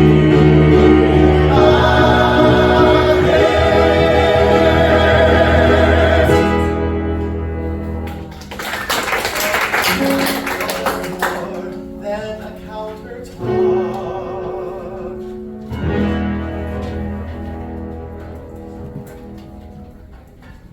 Everyone exits. Scene 16. Herb's General Store. Sometime later. We're in Herb's, a small but important store in Lancaster. Lancaster residents mill about. At a counter is the proprietor, Herb. Milton enters. Good afternoon, Mr. Hershey. What can I do for you? Hello, Herb. I'm looking for that item. Of course. Herb reaches underneath the counter, pulling out a plain package, which he hands to Milton. Thank you. How are sales? Of Hershey bars, always good. We normally keep them right up here in the front on the counter, but your father was in here earlier and bought them all. There's worse news than that. I'll have more sent over. I'd be thankful. Milton hands over some money and turns to go. Before he leaves, he stops and runs back. Herb, who did you say was here? Hmm? Who bought all of the Hershey bars? Oh, your father. My father. Henry Hershey was here. Yes. Said he was going to come back, too. As if on cue, Henry enters. Herb, old boy, I think I'm gonna offer you another chance to stock my cough drops. I was just about to finish the deal with the druggist on Queen Street, but I figured I'd be cruel if I didn't let you fix the mistake of a lifetime. Henry notices Milton. My boy! Henry pulls Milton into a hug. Father, what are you doing here? Oh, you know, some project I've been working on has hit a snag. Control sheet, if you must know. I figured it was time I visited my only son. Things seem to be going very well for you. I hear you're building a whole new town near Derry Church for your new factory. Any skyscrapers yet? It's in the early stages. Does Mother know you're here? Fanny? No, haven't gotten around to it. I thought it'd be nice to take in the city for a little while first. Yes, I'd agree. And where are you planning on staying? With my son, of course. Of course. In that case, I can't waste any time in making sure everything and everyone is prepared for your arrival. Milton rushes off. Bye, son. Now, about the cough drops. Oh, sorry, Henry, but I don't think I'd have the space for them. I already carry a line of cough drops. Would you be passing up the opportunity of a lifetime in one hell of a cough drop? I've been perfecting the recipe for 30 years. Each drop is guaranteed to cure whatever ails you. Really? Mine only work on coughs. A cough drop that only stops coughs. You're thinking too small, Herb. Though I should maybe tell you that they're not so great at soothing coughs. What? Everything else though, and just watch and see. Miss, Yes? my name is Henry Hershey, father of the illustrious Milton Hershey, Lancaster's most famous citizen. I'm sure you've heard of him. Yes, I have. Good, then you know my son is something of an inventor, a trade that he picked up from me, whereas my son deals primarily in chocolate and other confectionaries. I'm a creator of all things from cabinets to medicines. My flagship invention, not counting something very hush-hush, which I cannot get into, is none other than HH cough drops. HH stands for Henry. Knowing my progeny's reputation, don't you think it'd be a sensible decision to trust my cough drops at first rate? I couldn't say. Henry, you seem like a smart man, but do you really expect us to believe that you're an even better inventor than your son? Of course. How else would the apple have landed where it did? People always say it wasn't built in a day. And children much the same cannot be brought up that way. Well, my God above, that is just what I did. The big is Hershey, I see just as my kid. With these very hands, I shaped him right out of clay. Taught him all his tricks and what to do and to say. Everything is made, could give it to me. If sons did not have fathers, who knows where they would be? And who your father taught him well to make his call. Don't you recall he was living with me? And where could he have got a Vincent comparable? Not from a cloud or under the tree. But when you're saying that he can't have died, waiting for a source, she's honest.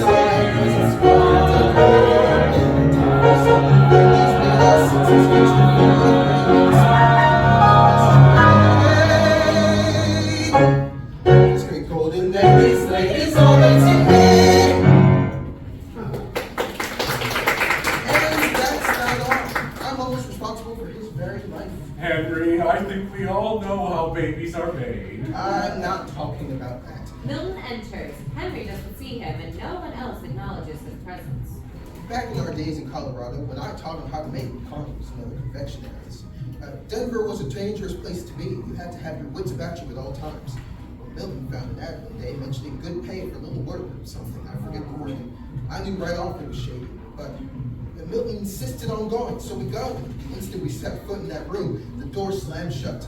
There were two guys there, rough characters. They would have surely sold us into slavery, forced us to work 16 hours a day in the mines until we died, if I hadn't pulled out my lucky pistol and said to them, open the door. I said it just like that, very seriously, open the door. Naturally, they obeyed and we were all right. I still worry what would have become of Milton if I hadn't... Milton taps his father's shoulder. Milton, when did you get back? Just walked in now. Oh, good. Good.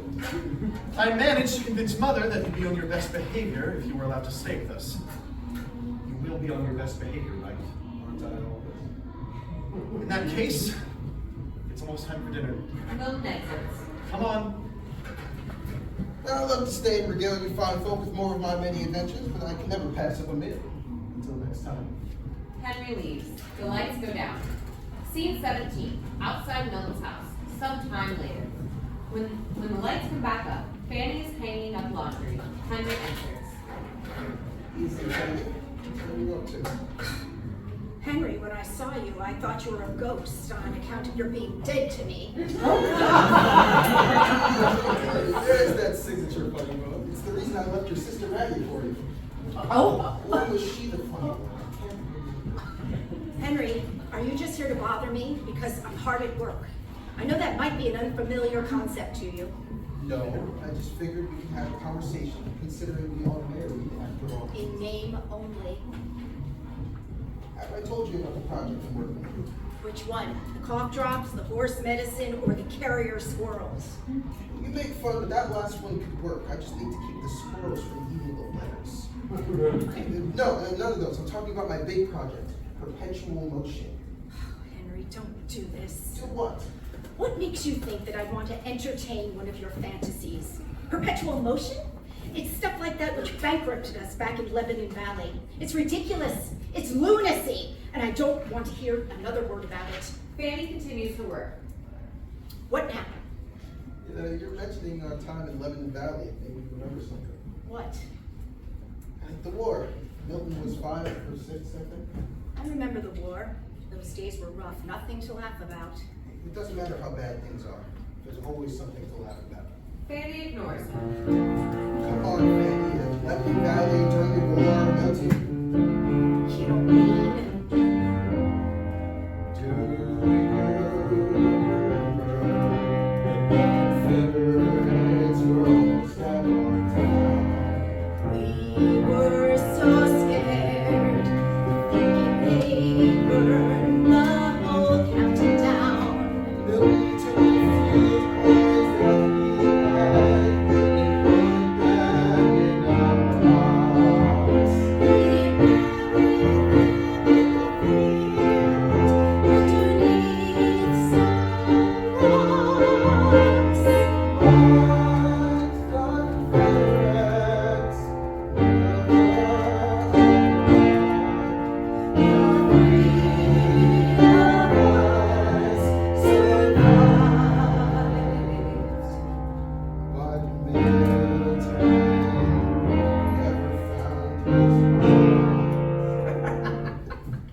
You looked for days and days, but never found the damn thing.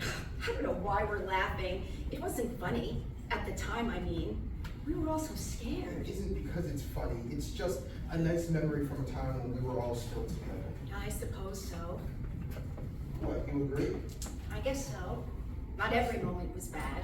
See, I never thought I would hear you say those words. What's the big deal, Henry? I can't believe. Do you know what this means? No, I don't. It means it's not too late. Henry. We can be a family again. Henry! And we won't have to just live off Milton either. I'm serious about this machine, Fanny. It's real this time, I promise, and it's going to change everything. Fanny slaps Henry.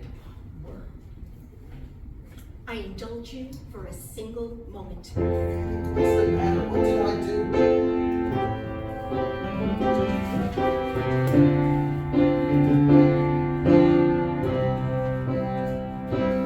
You mustn't say what's on your mind all the time.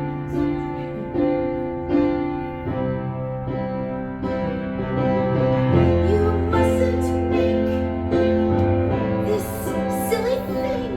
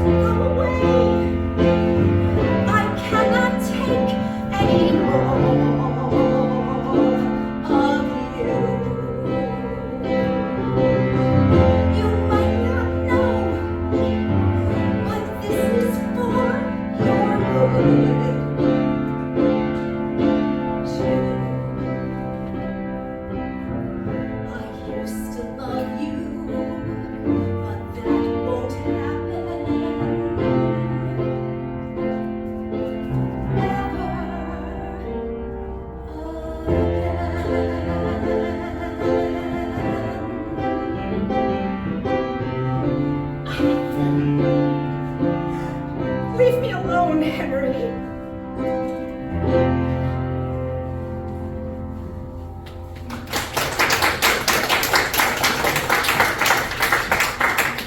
Fanny exits into the house.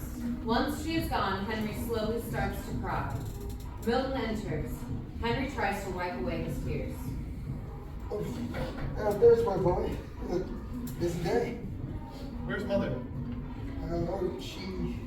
What did you do?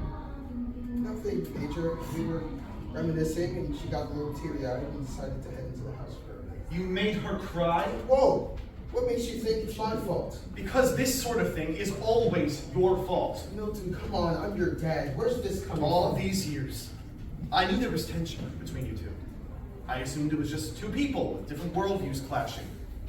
But it was you all along. Milton, if you keep doing this, What? What will you do? What can you do? Nothing. Except maybe lie.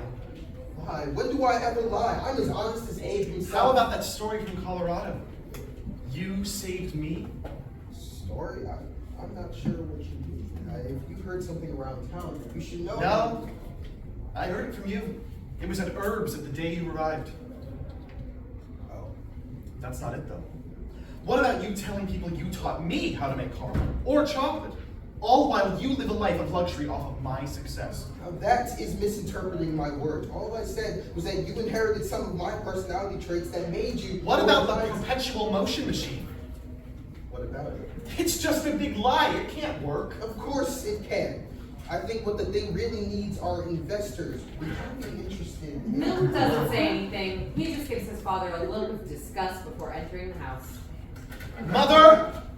Henry looks defeated. He turns away from the house and starts walking. The set disappears as we move to scene 18, a blizzard, immediately after. It's snowing heavily. Henry trudges, struggling to make his way through the storm.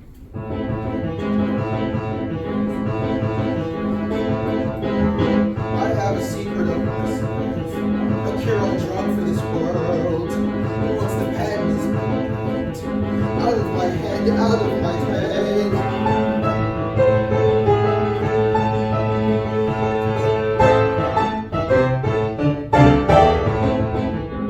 I've got a secret of myself, but there's no way it can work. There's no one else I can deceive. All my life I've been the jerk.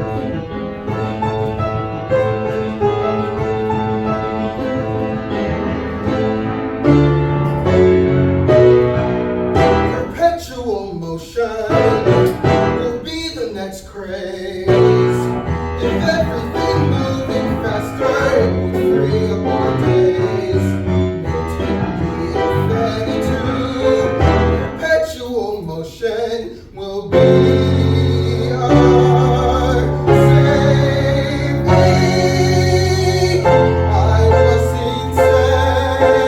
What's on my mind all the time?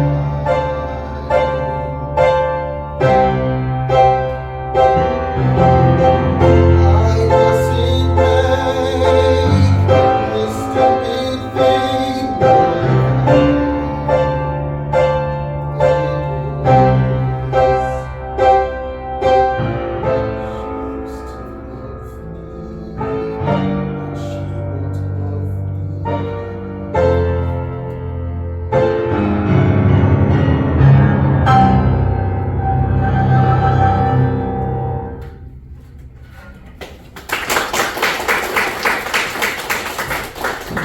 Henry falls down face first into the snow.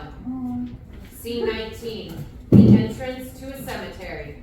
The next day, a stream of Lancaster residents enter from the cemetery. Say what you will, it always made you laugh. Whether or not he lived the grand life he said he did was only known to him, but it's clear he died a grand death. Milton and Fanny enter, arm in arm. They are followed by Kitty, Perry, William Murray, and Ruth. Once again, MS, Mrs. Hershey, I am terribly sorry for your loss. It's no great loss. Thank you, Mr. Murray. I'll be heading down to the factory if you need me. William Murray exits. Mother, do you want to take one last look before we go? Why bother? I just want to go home. Mr. Leppicher, why don't you take Mrs. Hershey home? I think Milton is still... Of course, Mrs. Hershey. Come on, Mrs. Hershey. Harry takes Fanny's arm from Milton, and they exit. Ruth, you can go too. Ruth exits. Milton, are you okay? I'm fine. I should get back to work. If that's what you think is best. I do. Kitty! I'm all right. I just lost my balance for a moment. Mill and Kitty look around. There's still a sizable crowd. For a con man and a failure, you got a nice funeral. Milton, I've been thinking. About what? Do you see how everyone came out today? Every worker from your factory, even the ones who just knew your father by reputation. They cried like they had lost their own fathers. All because of you. These people are devoted to you. They're devoted to your company. We can't just treat them like workers. It wouldn't be right. I know. This town where I'm going to put my factory, it's going to be, I don't know how to say it, but it will be like a gift to them. I'm going to build it as big as I can. It'll be filled with skyscrapers, 10 stories tall, like the ones my father bragged I would build one day. Kitty, the last thing I said to him was so cruel. I called him a liar and accused him of exploiting me. Milton, I'm sure he knew. No, it doesn't matter. He's dead, and with him, Milton Hershey of Lancaster is dead. I can't live in the past. Those days of almost getting killed over a job or begging for a loan. I'm finally on top, and I will never go back to just a little candy shop again. From here, we're only moving forward, letting go of what's behind us. From here, we're only going faster, giving up all the things that will hold us back. There isn't much time left for you. We need to make the most of what we've got, to build something for us to, and show the world the Hershey's always fought. From here, we're only growing taller, till the ground will seem like a memory. From here, we'll only eye the future. Take a look and see what we can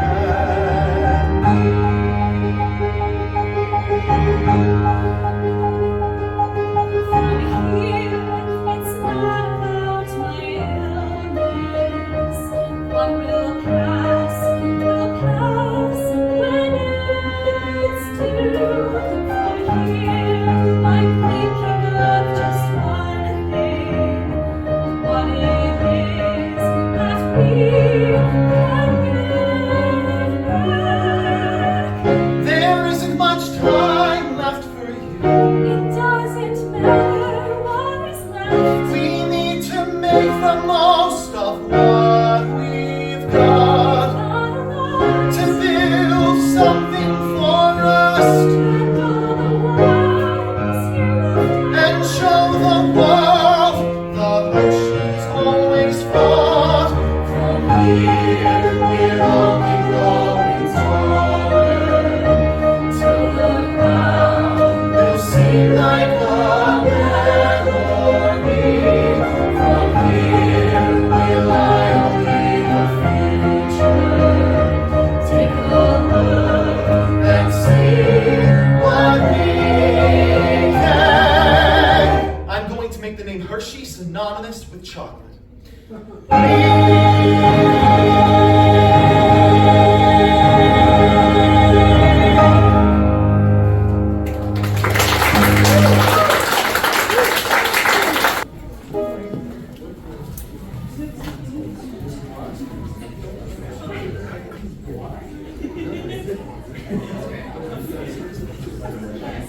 Alright, let's get into it.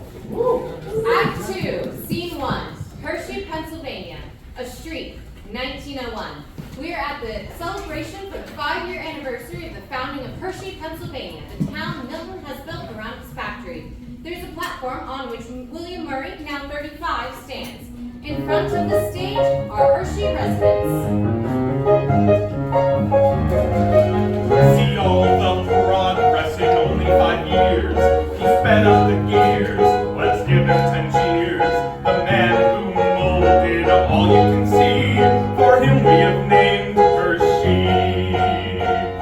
Ladies and gentlemen, neighbors, co-workers, and friends, we are here today to celebrate the anniversary of our town here, our little slice of heaven on earth, and along with it, to celebrate the man who gave us the town, its founder and namesake, Milton S. Hershey.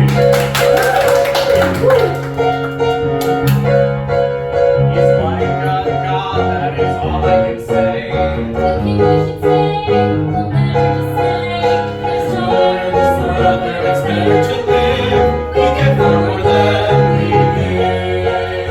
Along with the largest chocolate factory in the world, the following is a non-exhaustive list of the public accommodations provided free of charge by the Hershey Chocolate Company to its residents. A park, a community center, a theater, and a trolley system. And that's not all. I have plenty of projects lined up for the future. Mr. Hershey's always building, but how could we ever expect more? Even the streetlights of chocolate gilding, what could we install? Hershey is not going to be a regular company. Sure, Rockefeller and Harvey have tried to make a place to live and work, but they failed. They put too much focus on the company and not enough on the town. But Hershey is different, because here, everything's rosy and everything's fine. The factory has clean cut smiling, workers on the line. Houses are cozy, the weather is great. There's beach gyms and public libraries, milk that's never late. This is not your ordinary city, not another hamlet or Burr, but where you belong to, where you belong to be. For everything's rosy and everything's fine. The town is so spick and span that you can see it shine. All things are so rosy, and dreams can come true. There isn't a storm that's brewing, nothing doing. Glad to know you. Let me show the first place ever that is built for you.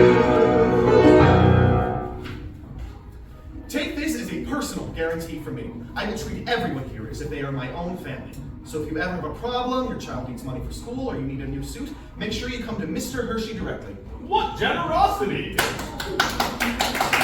And I speak for Mr. Hershey when I say that all of this is only possible because of the contributions of every worker at this company. The harder we all work, the greater our lives will be. I told you to get away from me, you filthy wop! Stop! Stop right now! I won't have any fighting among my workers. Now everyone go and enjoy the festivities. What was that? It's the tension between the local workers and the Italians we recruited from New York. I didn't want to bring it to you today, but there has been a threat of violence. And Whatever it is, fix it. I can't run a company like this. Yes, sir. Scene 2, Fanny's front porch, 1909. Fanny, now nearly 80 years old, sits on a rocking chair wrapping Hershey candies by hand. Harry enters. He has a pile of newspapers under his arm. Mr. Lepkitcher, good morning. Good morning, Mrs. Hershey. Hard at work already, I see. Every day. I just can't sit here doing nothing as Milton spoils me. You brought my papers. Hand them here. Here it is. The Hershey Press, issue 1. Let's see what our town has to sell for itself. Don't go quite yet, Mr. Lepkitcher. You have to hear this. Come on and look here. There is a letter sent by an actor who came to town. Says that he couldn't bring out a chuckle when at the theater or a show. After he says he thinks it's in Hershey, must have took naps we always found. Well, Mr. Donnelly here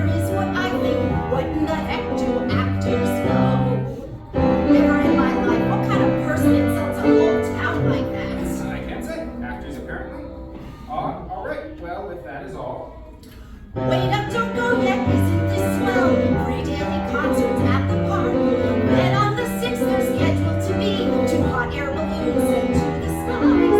Less than 10 years was all that it took for Milton to come and make his mark. Chocolate's his job and he does it right, but this year is proof the town's his prize.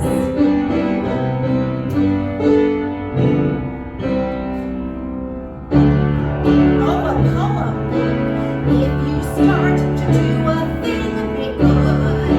If it be to dance and sing, make good. That's nice. If it be to write a famous book or be a noted crook, do your best, my hook or crook. Rhyming crook with crook. Make good. If you have a golden view, make good. It is simply up to you, make good. Oh, here we go. Talk is cheap, so cut it out. If you win the victor shout, you must know what life's about. No, never mind, that's meaningless. Make good. If you make a little bluff, make good. Ante up the promised stuff, make good. Failure everywhere is rife. Be alive when in the strife. Do the best you can in life. Make good. That was cute, but I really must go. Quite a few lots of land left in Hershey, vacant and ready to be had. Seems Mr. Hecker and a few others all took a trip to Williams Grove. 10 cents for washboards, 5 cents for match cake, 38 cents. Oh, that's an ad. Well, that is plenty reading for right now. I have a kettle on the stove.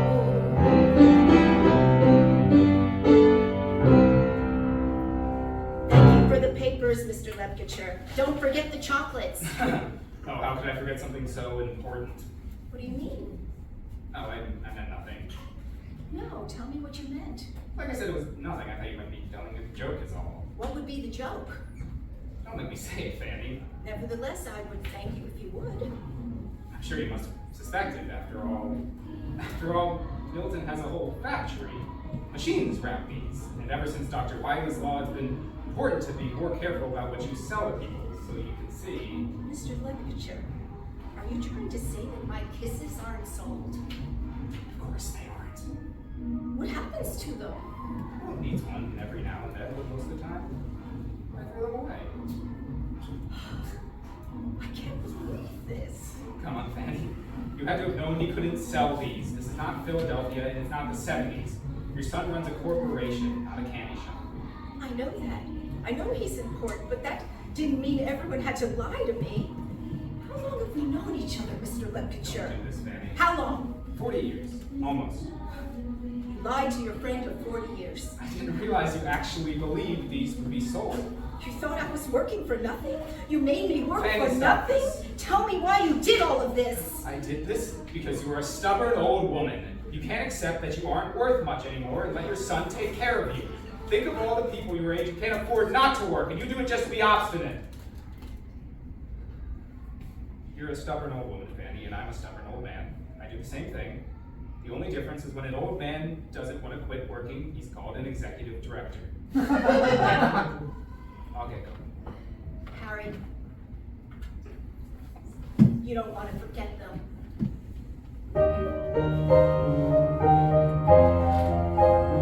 What's the matter? It's just, I find I just can't bend down like I did, or bend back up, please God forbid. I find it hard to take the stairs when did small things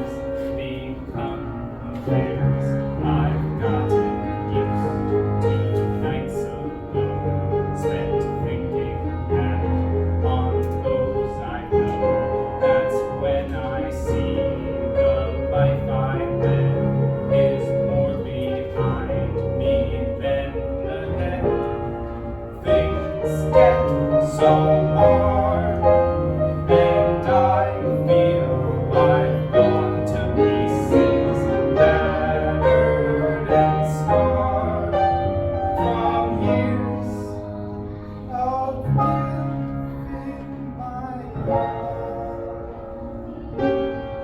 I find I just can't keep up like I did when we babysat that stupid kid who doesn't seem to age a day. Oh, don't I wish I were that way? Instead, I'm here trying to bend and wonder when comes the end. You're barking up the wrong tree if you're looking for sympathy, Mr. Lecture. I'll make sure these get where they need to go. Thank you, Mr. Lecture. You've always been a reliable colleague. Harry exits and Fanny returns to the house. Scene 3. Kitty's bedroom, 1909. We are currently in Kitty's bedroom. The room isn't particularly large, but it's decorated entirely in pink. Kitty, 38, looking older and far sicker than she was the last she was seen. Next to her lies a cane. Milton enters. Milton, you're home. Why so I soon? wanted to make sure you'd eat. Oh, Kitty, I tried to, but when I went to move my hand, I you couldn't. could have asked your nurse to help you, or Ruth. Where's Ruth? Ruth? Milton, I sent her away. Why? I haven't felt much like having company today. Why? Is it getting worse? No, not yet, but I was looking at the garden and thinking how not long ago I would be out there tending it, and now I'm here. And I get to thinking it's only a matter of time before I find it hard to find any reason to keep going. I'm your reason to keep going. Milton, you're wonderful, but you don't need me. Of course I need you. You don't. You want me, but there's a difference. Before me, you got along fine. After me, you'll get along the same. Kitty, I don't like to hear you talking like this. We need something to get your mind off this. How about we go back to Europe? Or Egypt? You love this face. I couldn't go anywhere right now, not like this. Okay. What about if I buy you something? What? Is it a matter of money? Because I'll have you know, I do quite all right for myself. What about something from Tiffany's? I'll take the train tonight and buy out the whole store if that's what it takes. I don't need more Tiffany or more hats with bows and feathers.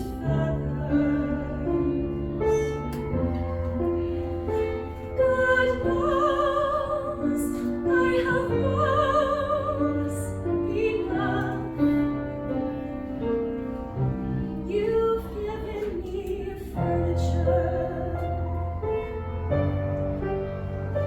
and artwork and a pink bedroom, not the blue. Stairs. Kitty, tell me what I can do for you. Whatever it is, I'll get it. I need something to live for, not just things to gather dust while I am gone. Something that matters and a legacy that lets us carry on.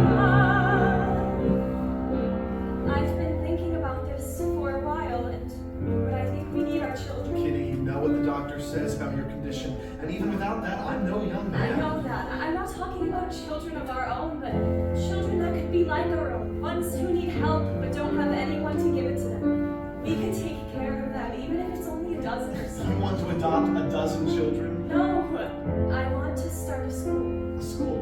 A boarding school for orphans or kids who don't have very good luck. A place where they can live and study and feel protected, having someone to care about them. They can be on a farm somewhere nearby, and we'll hire a nice couple to look after them. Parents are meant to watch over children, give them what they need, and make sure they grow up to be good people. We could do I don't know what to say. You've clearly thought a lot about this. that. It's been on my mind a long time. I spend so much time sitting around this mansion, looking at all this expensive, worthless junk. We have more money than a person could ever spend, and where is it going? Crystal chandeliers and transatlantic crosses. What do you think? Kitty, I think it's a great idea. We need something to live for. All my chocolate-covered treasures will not last. Something that matters and can be a legacy far greater than all of the things that we've amassed.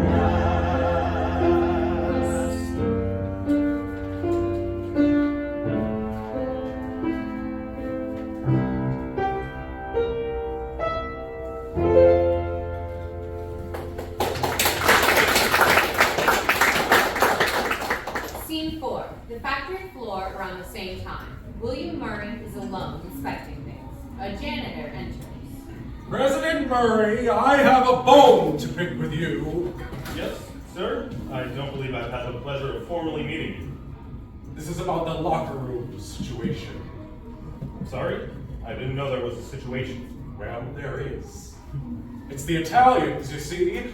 I'm sure they're all nice guys, but you know nothing. They know nothing of hygiene. Every one of their lockers is disgusting. I want to tear off my nose every time I go in there to clean. What exactly do you want me to do about it? I don't know. Maybe put them off on their own somewhere where they can clean up after themselves, because I'm tired of doing it. All right, I'll pass the message along. Both men leave. Scene 5. Outside a farmhouse. About a year later. Milton and Kitty are standing on stage together. They are joined by Ruth. Man, you forgot this. Thank you, Ruth, but I think I'm fine right now. I'll take it. I'm nervous. Me too. I can't believe there are already 2 boys enrolled. Well, only one is coming today, but yes, another very soon. Then there are 8 or so after them. 10 boys.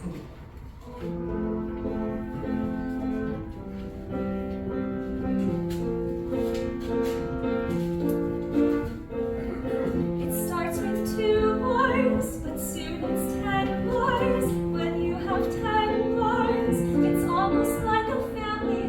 Things might be strange first, the real range worst. You'll feel a change burst and find out you're a family. Might not be something you can build, leaving us unfulfilled.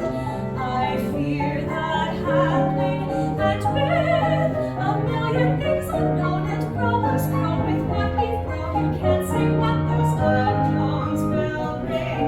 We get to squabbling, bonds would start wobbling, in need of cobbling. That'd be so much like family, when family could be had. But no, we should be glad to take the good and bad. If I could have a family, I'd really like a family. I've never had a family. I want to look at the house one more time before they get here. Is that okay? If you're up for it, go ahead. Do you need your cane? No, I feel wonderful.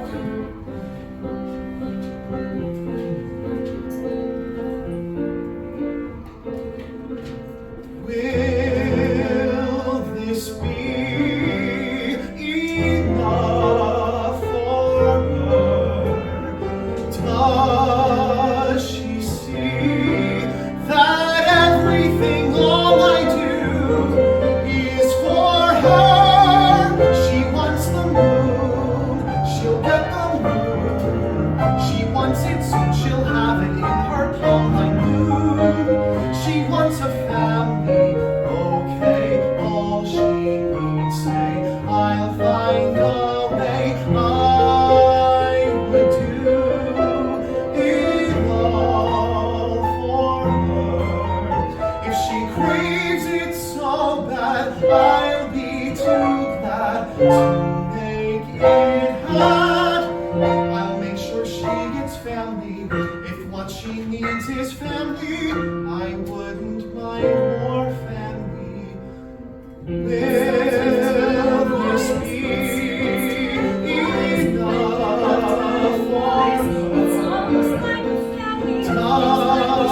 Does she see that everything all I do is for her? She wants a moon, she'll get the moon. She wants it soon, she'll have it in her palm by noon. She wants a family, okay, all she can say is I'll find the way. I will do it all for her.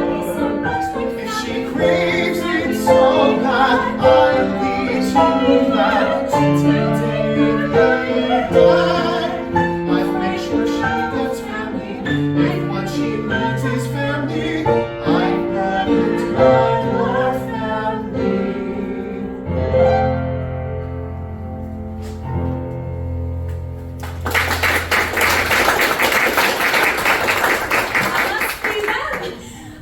Kitty starts running towards the sound as she loses her balance and falls. Ruth, I need the medical kit. Ruth comes running on. Kitty struggles to say something. Just relax if you can. Everything is going to be okay. We need to get her to a doctor as soon as we can. Ruth helps Kitty up. Come along, Mrs. Hershey. We'll try to leave the carriage. Ruth leads Kitty off. Scene 6. A doctor's office sometime later. A doctor enters as Milton moves towards him. There has to be something else we can do. But there isn't. Maybe we can consult a foreign doctor from Europe or Asia. Would you really trust a foreign doctor? I will trust whoever can save my life. Mr. Hershey, the best treatment at this point is merely palliative. Are you sure the mercury treatments weren't helping? Maybe the issue was... The issue, something- Milton, is that your wife has tertiary syphilis. Don't say that word. Call it locomotor ataxia like usual. That doesn't change the reality. What reality? Pardon me for saying, but a man like you should have known better than to get involved with a woman like this. Why'd you get involved with a woman like this? A woman like what? I am loath to say it, but a man like you should have known better than to tarnish his name for a woman like that. You have tarnished your name for a woman like that. No one would know the name Hershey if not for me. I've known many Hersheys, and they bore their name with pride. I was even by your father's side on the very day he died, and I feel inside his greatly stunned, finding out just what his son has done. I've always been 10 times the man my father was. Maybe your father was a failure, who cheated and conned and lied, but you can't say the man didn't live out loud the way he felt inside, and he didn't choose a woman whom he knew he had to hide. You are stepping very far over the line. Never mind me, Milton, for a man like you surely knows better than to give much thought to a doctor's 2 cents. Do not give a thought to this doctor's 2 cents. After all, it's almost through. There is nothing more that anyone can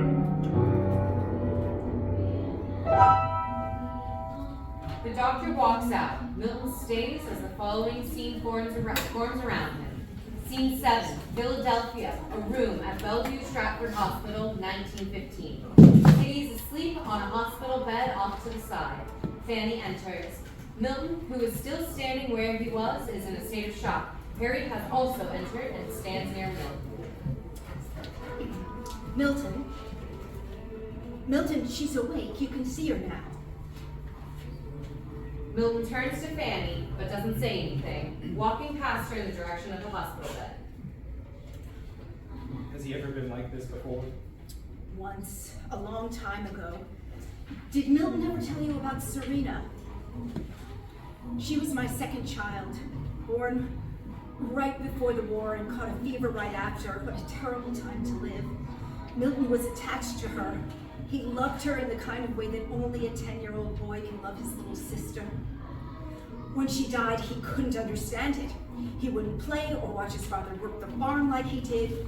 He'd just sit around like he was just doing, stuck because his mind was unable to make sense of the world anymore. Perhaps you should go. I'll get you if there's any change. You're right, Harry. Fanny exits. As she's going, William Murray runs on. I came as soon as I could get out of my meeting with the sales team. Surprised you beat me. Can the director of the trust really put off work so easily? Yes, I can put off work for Kitty. Well, it's good for MS to see we were here. I'll be glad when all this is over. What? I don't hate the woman, but she's a distraction. He spent the last decade doting on her, wasting so much time he could have been working. Tell Milton to give Kitty my best. Where are you going? To do my job. Good man. But I'm starting to think that it is a real waste of time, not this. Harry leaves. William Murray walks over to Milton. How is she, MS? She's... Kitty starts to stir. Nelson? They told me you were driving with the convertible's top down. Why would you do that? It's the middle of winter. I don't know. I can't feel the cold anymore, or the heat. I feel that I'm in the way. I'll see you in the office, Milton. Mrs. Hershey, it's always been a pleasure. What have the doctors been saying? What's the next step? There is no next step. Don't say that. We all knew it was coming. How long? A few days. That's good. Then it can wait.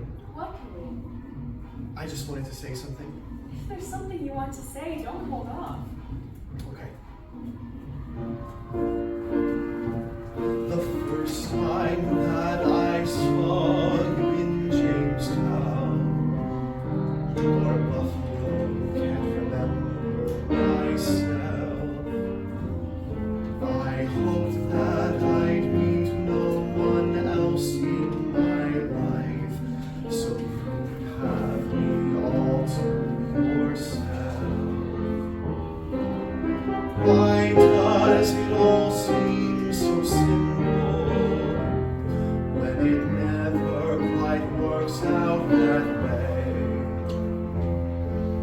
I'd like you to know before you must go that I do it all the same. Yes, I choose you all the same.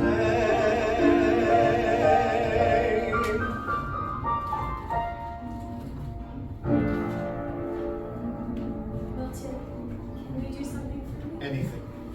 I know the doctors tell me to stay away from alcohol, but there isn't much reason at this point, is there? No, I guess not.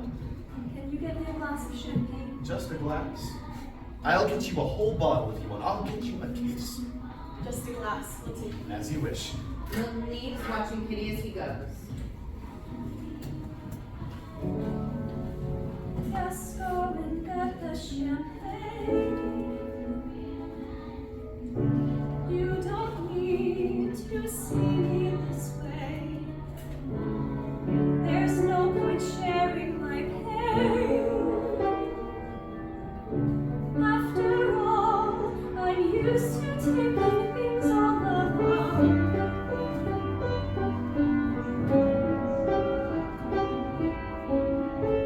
I can't say it wasn't fun for someone to treat me like you did. Who'd guess that I'd be your one? Those like me, we rarely get to sit on a throne.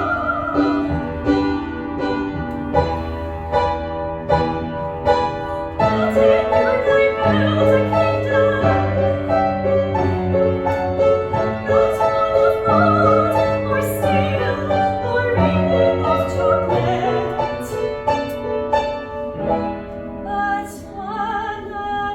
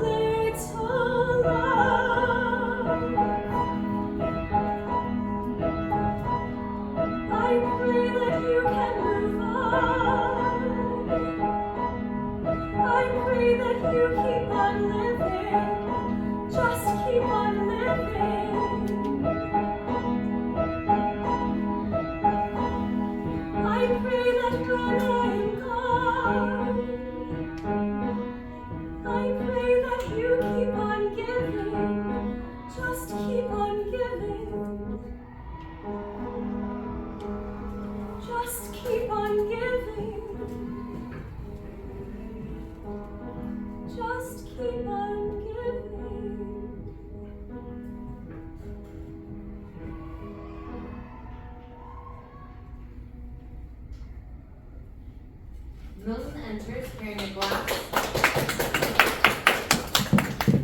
Milton enters carrying a glass as well as a bottle of champagne. I know you told me you only wanted a glass, but I thought I'd bring the whole bottle in case you wanted more. He reaches Kitty and sits down, but doesn't notice her. Do you think you can hold the glass yourself, or do you need me to help you? Kitty? Milton realizes something is gone and jumps up. He grabs Kitty by the shoulders, trying to get a reaction out of her. When none comes, he seems not to know what to do. The lights go down. Scene 8, Milton's office, 1918. When the lights come up, William Murray, Carrie, and Milton are on stage. William Murray is holding a business portfolio.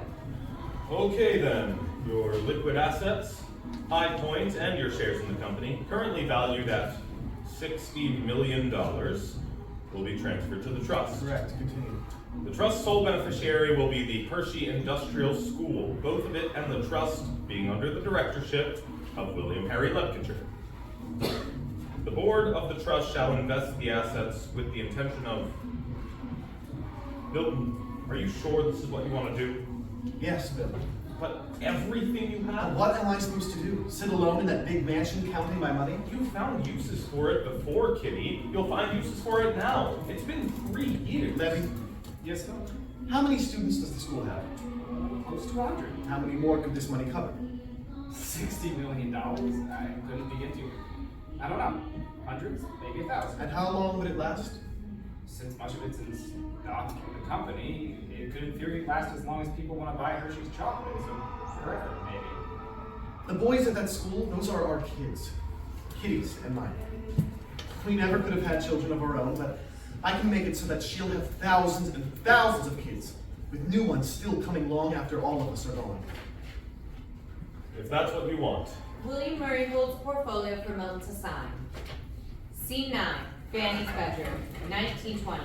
Fanny is lying in bed as 2 nurses attend her. How has she gotten so bad? It's only been a few weeks and she seemed very aware when we first came. Well, there's no need to worry about that. Pneumonia is a terrible thing and it is better this way. The second nurse injects Fanny with a needle. If we're lucky, we should be out of here in a day or 2.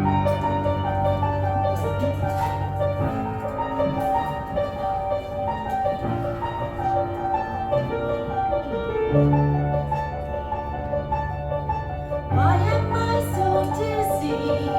It's happening again. Does this mean that I'm fading? Coming to the end. My mouth is feeling dry. My limbs are getting numb. No matter how I try, my time is gonna come. But something here is different. What was that injection? My sight is getting blurry. My mind is no direction. The room is getting dimmer. More blackless, blueless green. She cannot hear me sing. That's too much morphine.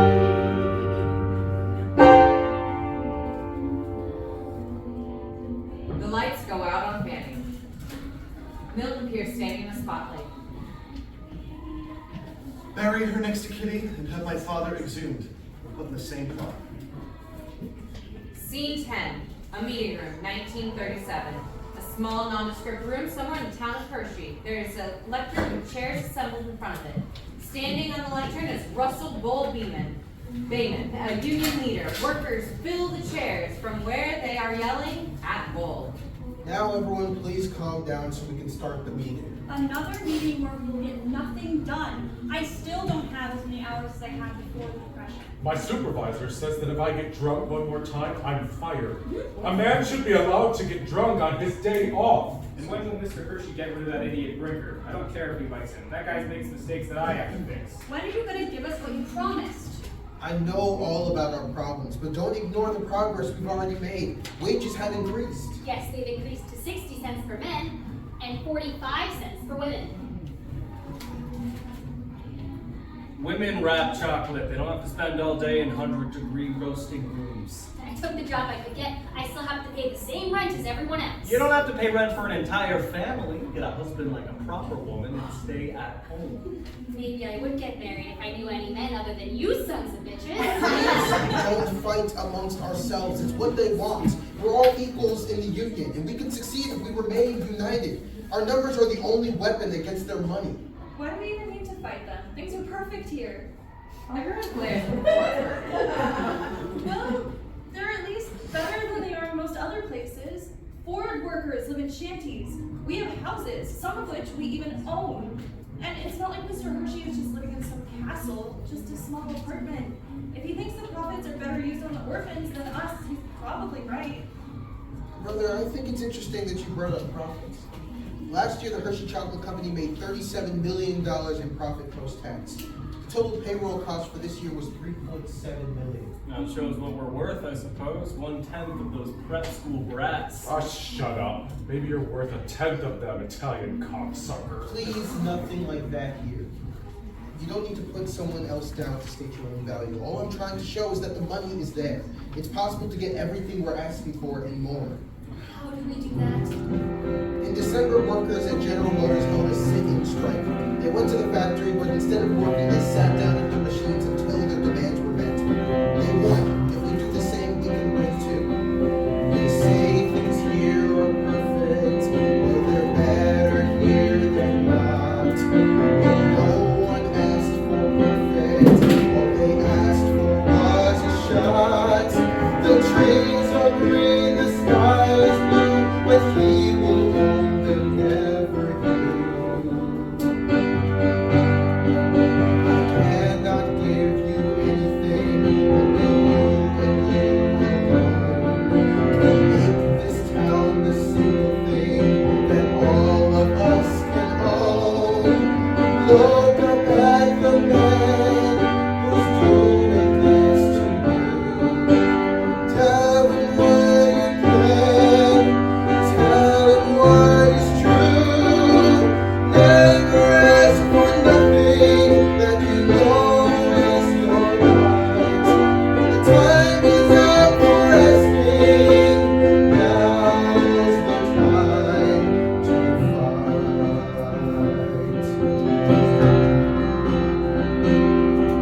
We've left our home to come here, having struggled since the start. Some say we don't belong here, but I say we are its part. I don't know what we are until one can share the road with you. Work as hard as any man, we deserve to have a place. Beside the peak of humankind, there's always been the space. Look up at the man who's doing this to you. Tell him where we stand. Tell him what is true. Never ask for nothing that you know is your right. Time is up for asking. Now's the time to fight. That you know is your right. Time is up for asking. Now's the time to fight.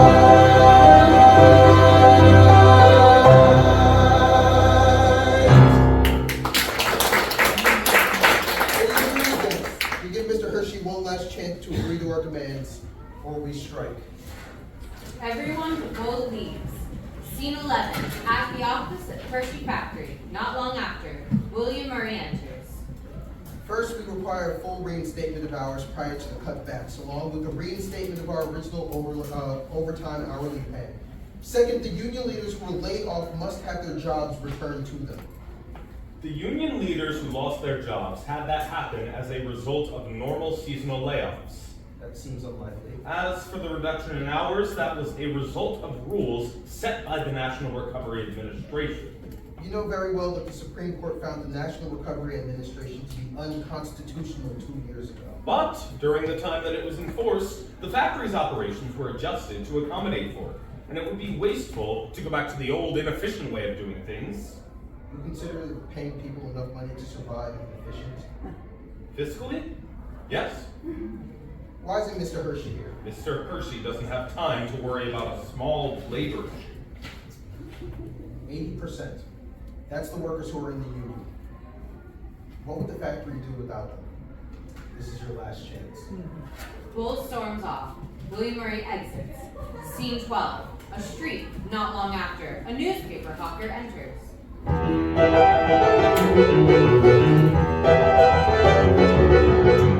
strike began when Russell Bowman reached his red handkerchief outside the Hershey factory. It was 11 in the morning. That was when the workers turned off their machinery and everything stopped inside the factory. The workers will not leave the building. Mr. Hershey began to respond to the workers' demands.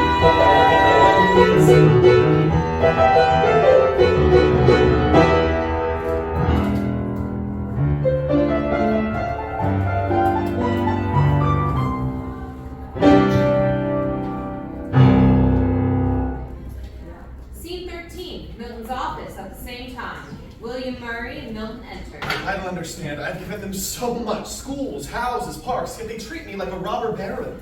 Did they forget the Depression? No firings. Not one. In fact, I added jobs. What else do they want from me? It's unimportant why they have chosen to rebel against you, MS. All that matters is what you will do about it. What would Harry do? I could always count on him to get me out of a fix, ever since Philadelphia. Mr. Lepkacher is dead, Milton. And if you don't take decisive action, your company won't be far behind it. I don't see why you hesitate. When this happened in Cuba... This isn't like Cuba. This is my home. What if we wait? The workers will realize their plan hasn't worked, and they won't give it up. It could be weeks. We won't be able to fulfill our commitments to the farmers or the distributors. What are you going to do about this? When will you wake to the truth? Who said that everything you do should sprout bliss? Sometimes it pays to be rude. Yes, trust me, I know what's best for Hershey. I need you to believe me, and all will turn out fine.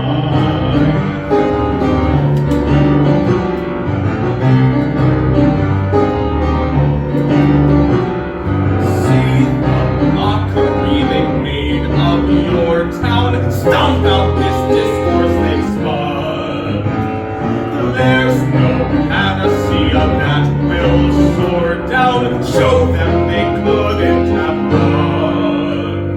For that's how business gets done.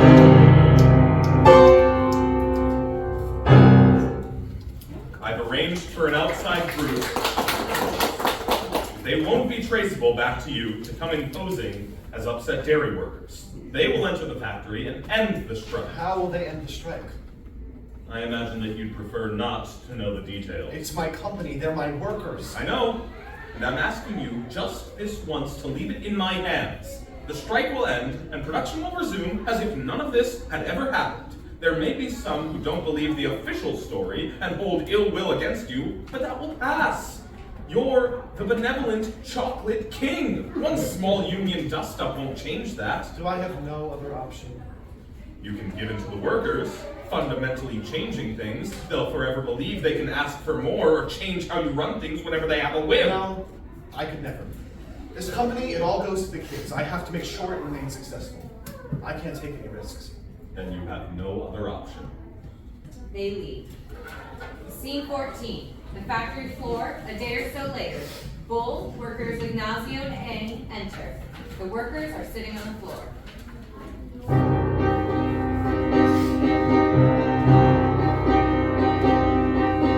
Say things here are perfect, well it's better here than not.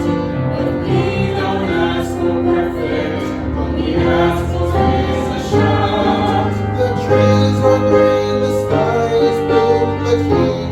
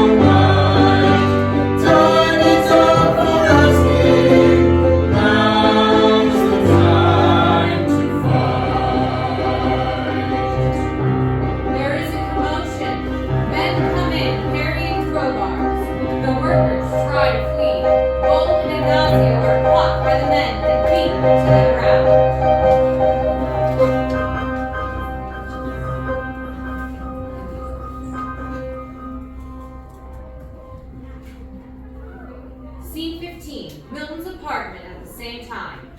Lights come up, Milton is revealed at the back of the stage looking through a window. There's a faint sound of the strike being broken up in the factory. William Murray enters. The strike I is... know, I can see. It's a good thing. We can get back to work tomorrow. We're behind, but if we up the production speed, our obligations can still be met. There was no other way, MS. Murray leaves.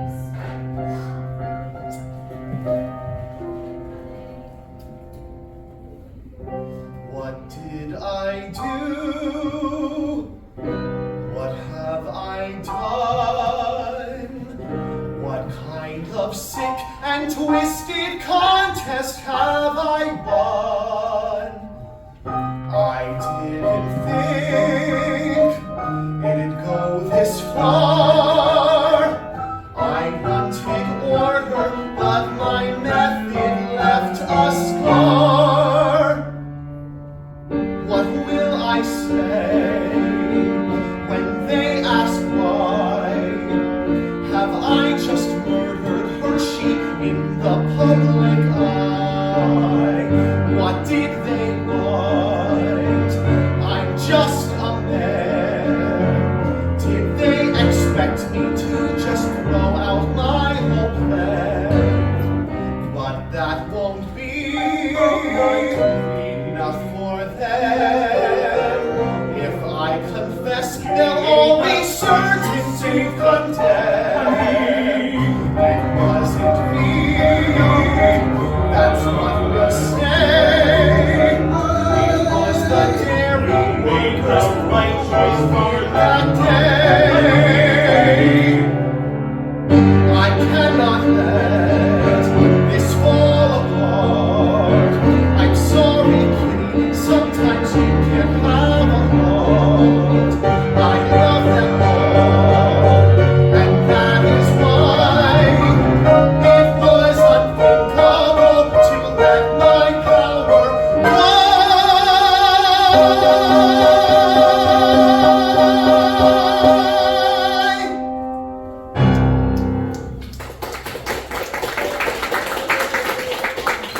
Lights down. Scene 16, the Hershey Industrial School campus, 1938. When the lights come up, Milton is sitting on a bench on the stage. Off stage come sounds of boys play. You will be proud of them, Kitty. Theirs will be the greatest of its kind in the world. Ruth enters. I thought you might be in here. Ruth, what are you doing here? It's been so long. This place is sacred Hershey soil after all. Yes, well, I figured that no one was going to use the family home after my father died. It ought to go to the orphans. Mind if I sit down? Please. She wouldn't want you doing this, you know. Doing what? Dwelling. As I was walking up, I heard you talking about Kitty. I wasn't dwelling. Yeah, this isn't the first time I've noticed you. It's just the first time I've said something. Oh. It's not so easy being alone like this. Not just without Kitty, but without all of them. It seems I've forgotten how to get along without having someone who needs me. What are you talking about? Plenty of people need you. The people in your town, the workers. It's not the same. Well, what about the kids at the school? They're the hardest part. It was Kitty's school, even if she barely got to do anything with it, with how sick she was. Nevertheless, she wouldn't want you sitting around. She married a man who said he wanted to build the biggest chocolate factory in the world, and when he was done with that, he built a million other things. That's the man she loved, not a dweller. How do you know? She never told me that. Of course not. There are a lot of things that wives don't tell their husbands, especially what they truly think of them.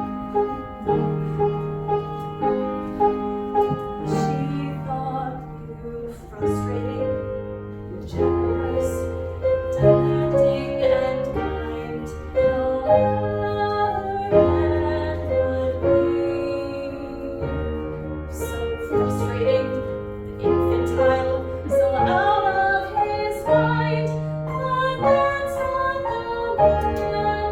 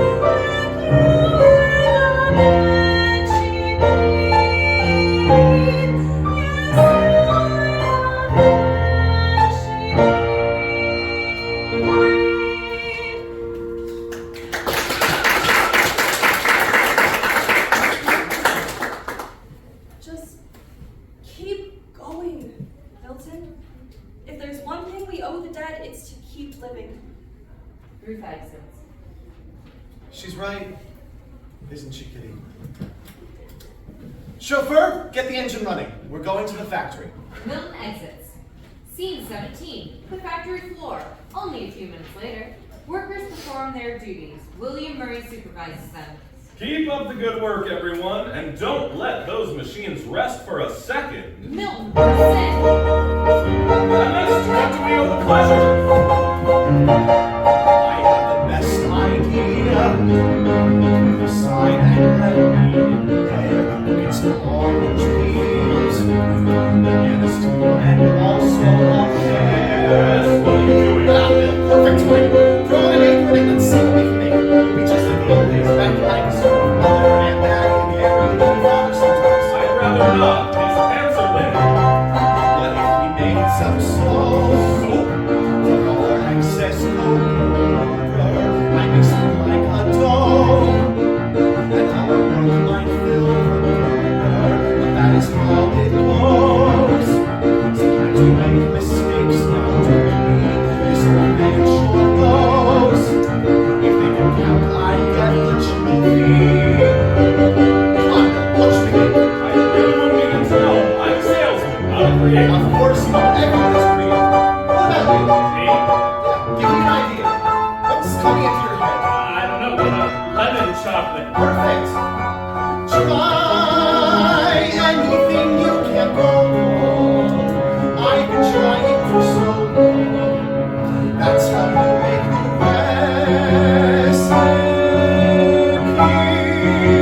recipes. Everyone gather round.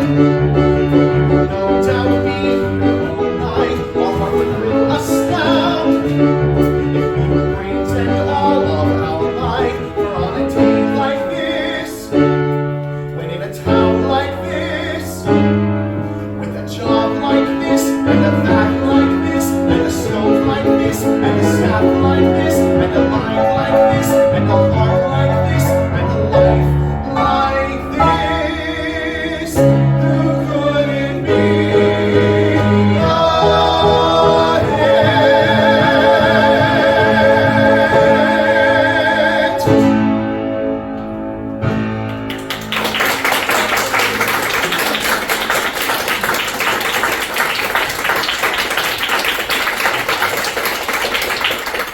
As the song ends, the scene freezes. Slowly, the people from Milton's past enter one by one.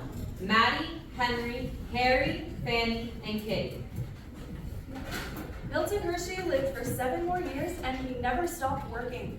Under his leadership, the company, town, and school continued to grow. Among the projects he took on were the aforementioned soap, And the Hershey D ration bar for the U.S. military in World War II. A famously inedible survival ration for which Milton was honored by the Quartermaster General. When he reached the age of 88, Milton had outlived his entire family and most of his friends. In his last years, he was frequently asked what the best age to make things was. His answer was, the age you are now. The value of our good is not measured by what it does, but by the amount of good it does for one concerned. The lights go down. End of Act 2, end of play.